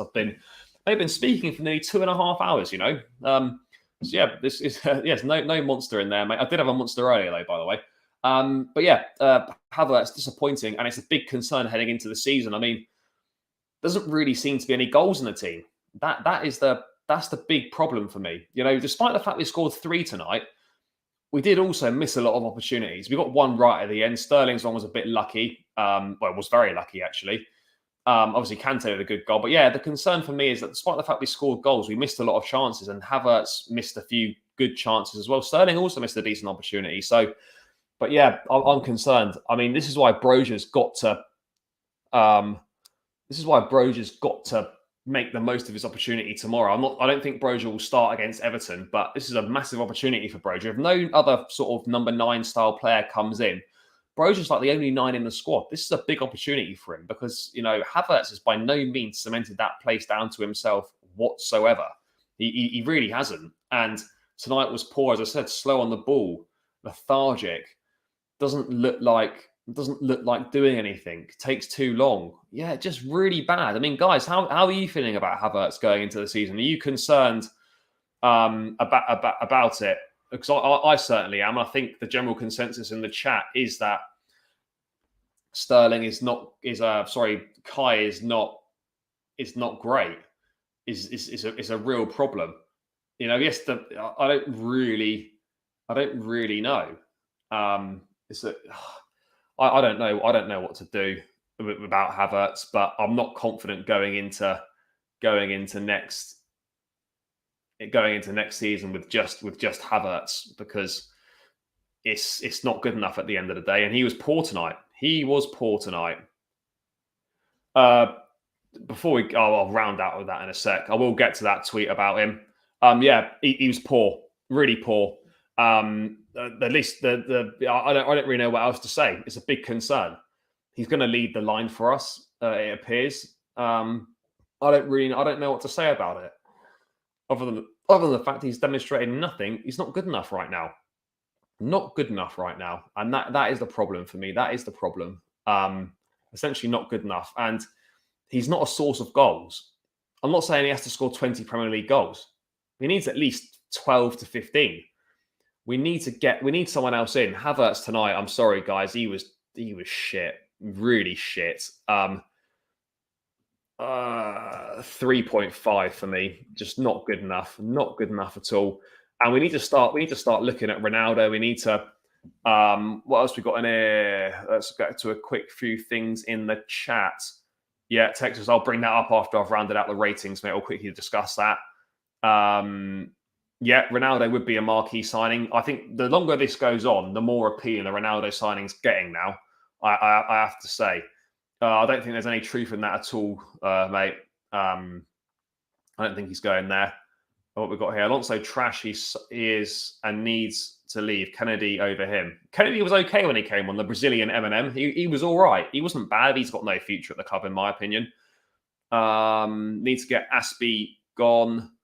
Yes, hopefully we get someone young and fit. I mean, it would have been Koundé, but we fucked that. So I don't really know what the choices are now. Maybe Fofana, maybe Skriniar, maybe Kimpembe, maybe Gvardiol, maybe another one. Who knows? Pavard. I don't really know. Malang Sarr, why didn't play in this game? I don't know. Maybe I think he'd play in the game tomorrow. But again, Sarr not really good enough. We should use Brozier over Havertz. I agree. We should have used Brozier over Havertz, but Brozier is playing tomorrow in another game against Udinese, and the players that didn't play today. Yeah, we should just get CR7. I agree on that. Todd wants Ronaldo. Yeah, he does, but I think Tuchel's in charge of transfers, and he has the final say. And apparently, he's vetoed that. Yeah, Leo, I do agree with this, mate. Last season we were calling for it. Just play Alonso at centre forward. How bad can it be? It can't be any worse than Kai Havertz. That's for sure. It cannot be any worse than Kai Havertz. It really can't. But yeah, Havertz a 3.5, guys, and yeah, it's a real problem and a real area that needs to be addressed within the squad. Is that centre forward position, because we haven't got anyone to do it. Gilmour was all right when he came on stage. Yeah, Jack, I agree, mate. He was okay, but he only got 7 minutes, which I think is taking the piss a little bit. It's not his fault, but I thought he should have been given a bit more of an opportunity. Maybe he'll play more minutes tomorrow as well. Maybe he'll be involved in the game tomorrow. But yeah, let's move away from Kai Havertz. Enough of talking about him, and let's move on to something really positive. My man of the match, my MVP, man like Raheem Sterling. He was the standout tonight, a cut above the rest. It's so refreshing to see someone pick the ball up as an attacker at Chelsea and be direct and run at players and take them on. Really exciting to watch Raheem Sterling tonight. I was really impressed with him.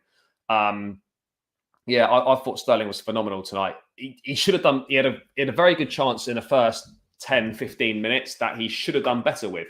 He should have scored. It was a one-on-one. He was played in by Mount. He took the ball in his stride, took it inside the defender, and he should have scored with it. But other than that, I thought it was really good. He was making things happen. He takes players on. He's direct. He scored. He got lucky with his goal, but he scored. He was in the right place at the right time for the rebound.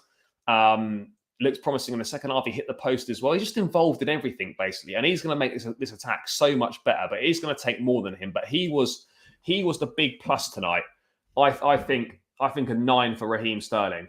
A 9. I think a 9 is fair. I don't want to go too overboard, but I think a 9 is definitely fair for Raheem Sterling. Yeah, a 9. I think he did very well. He was a standout performer. I was really, really impressed with him.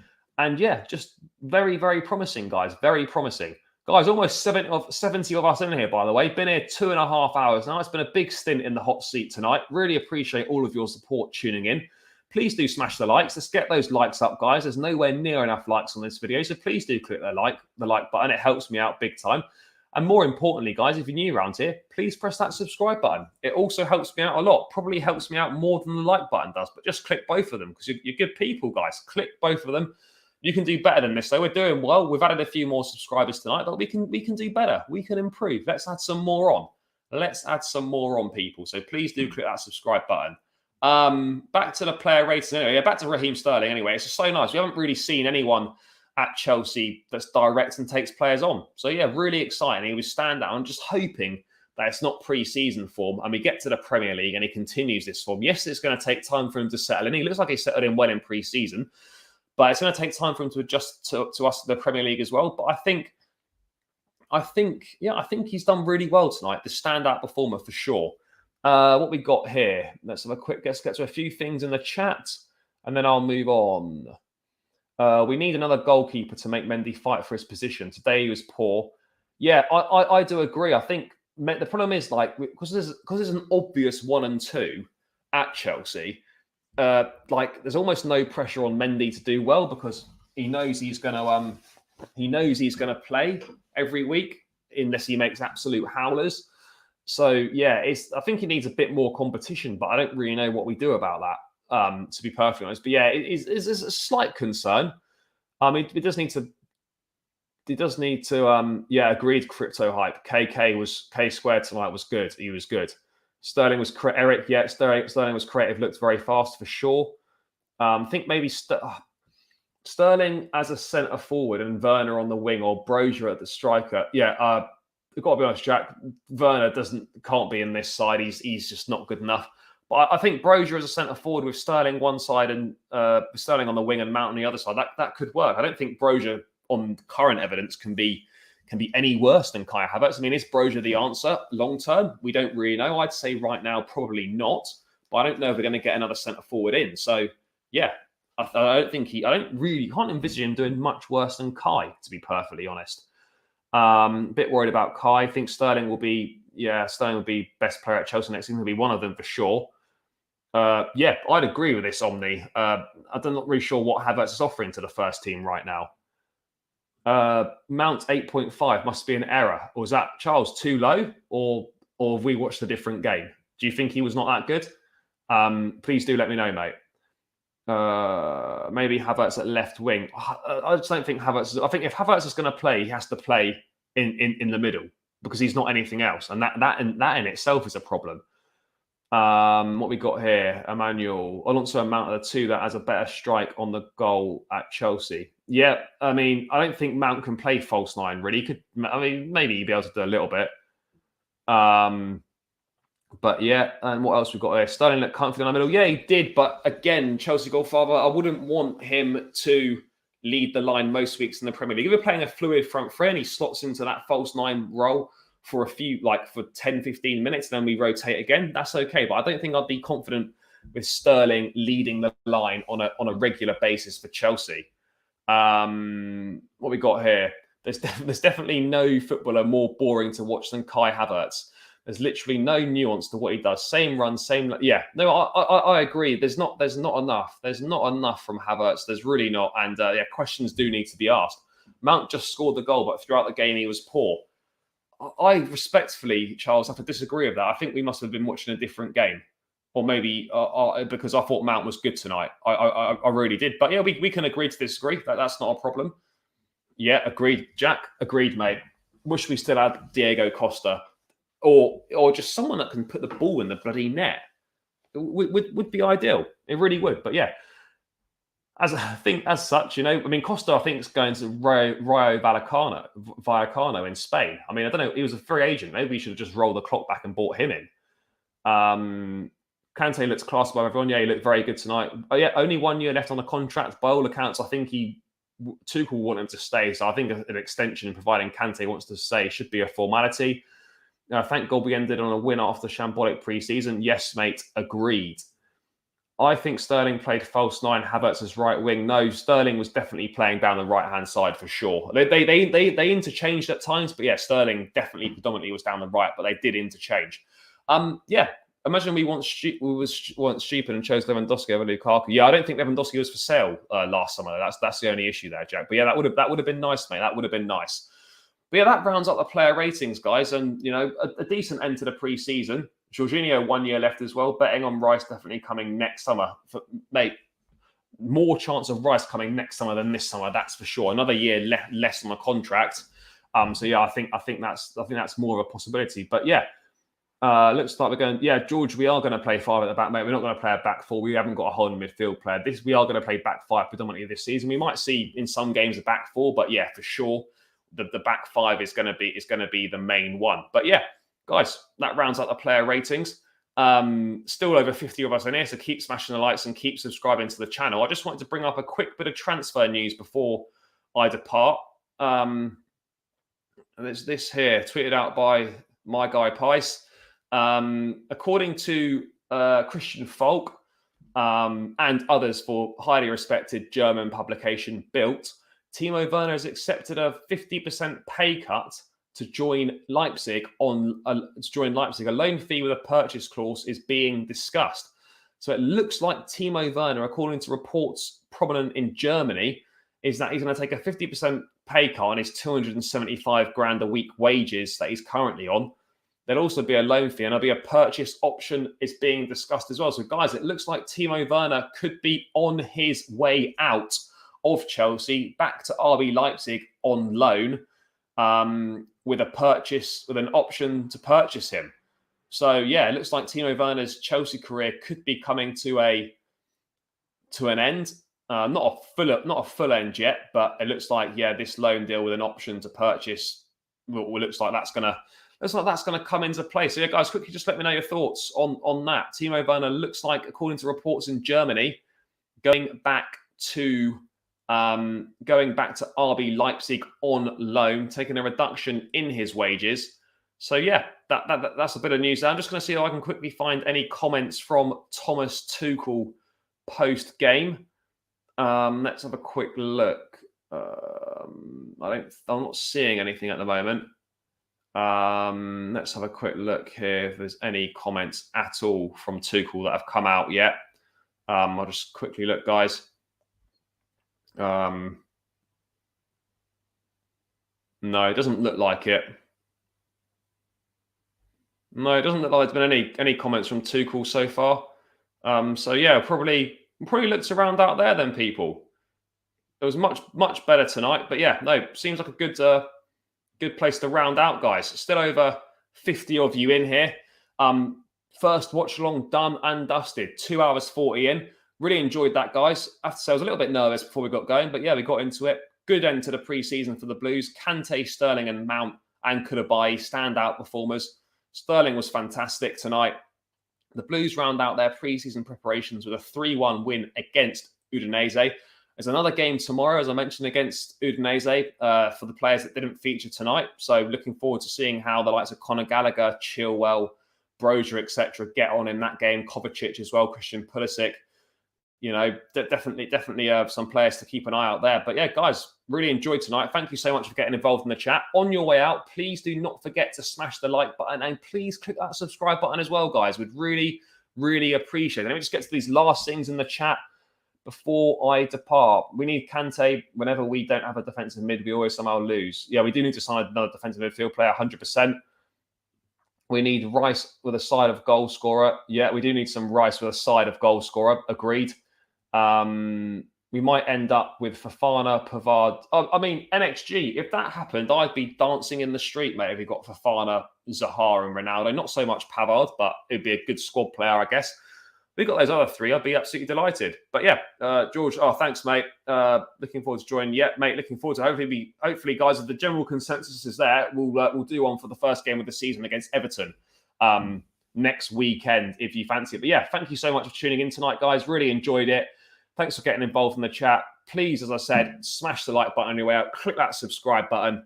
And hopefully this coming week, there'll be some positive news on some Chelsea signings. But yeah, it's not too much going on in that regard. But yeah, guys, until then, as always, up the Chelsea. Take care. Enjoy your weekend. I'll be back in a couple of days with some more news, hopefully some positive transfer news. But yeah, guys, until then, enjoy your weekend. Thank you so much for tuning in. First watch along done on the channel. Peace out and enjoy your weekend, people.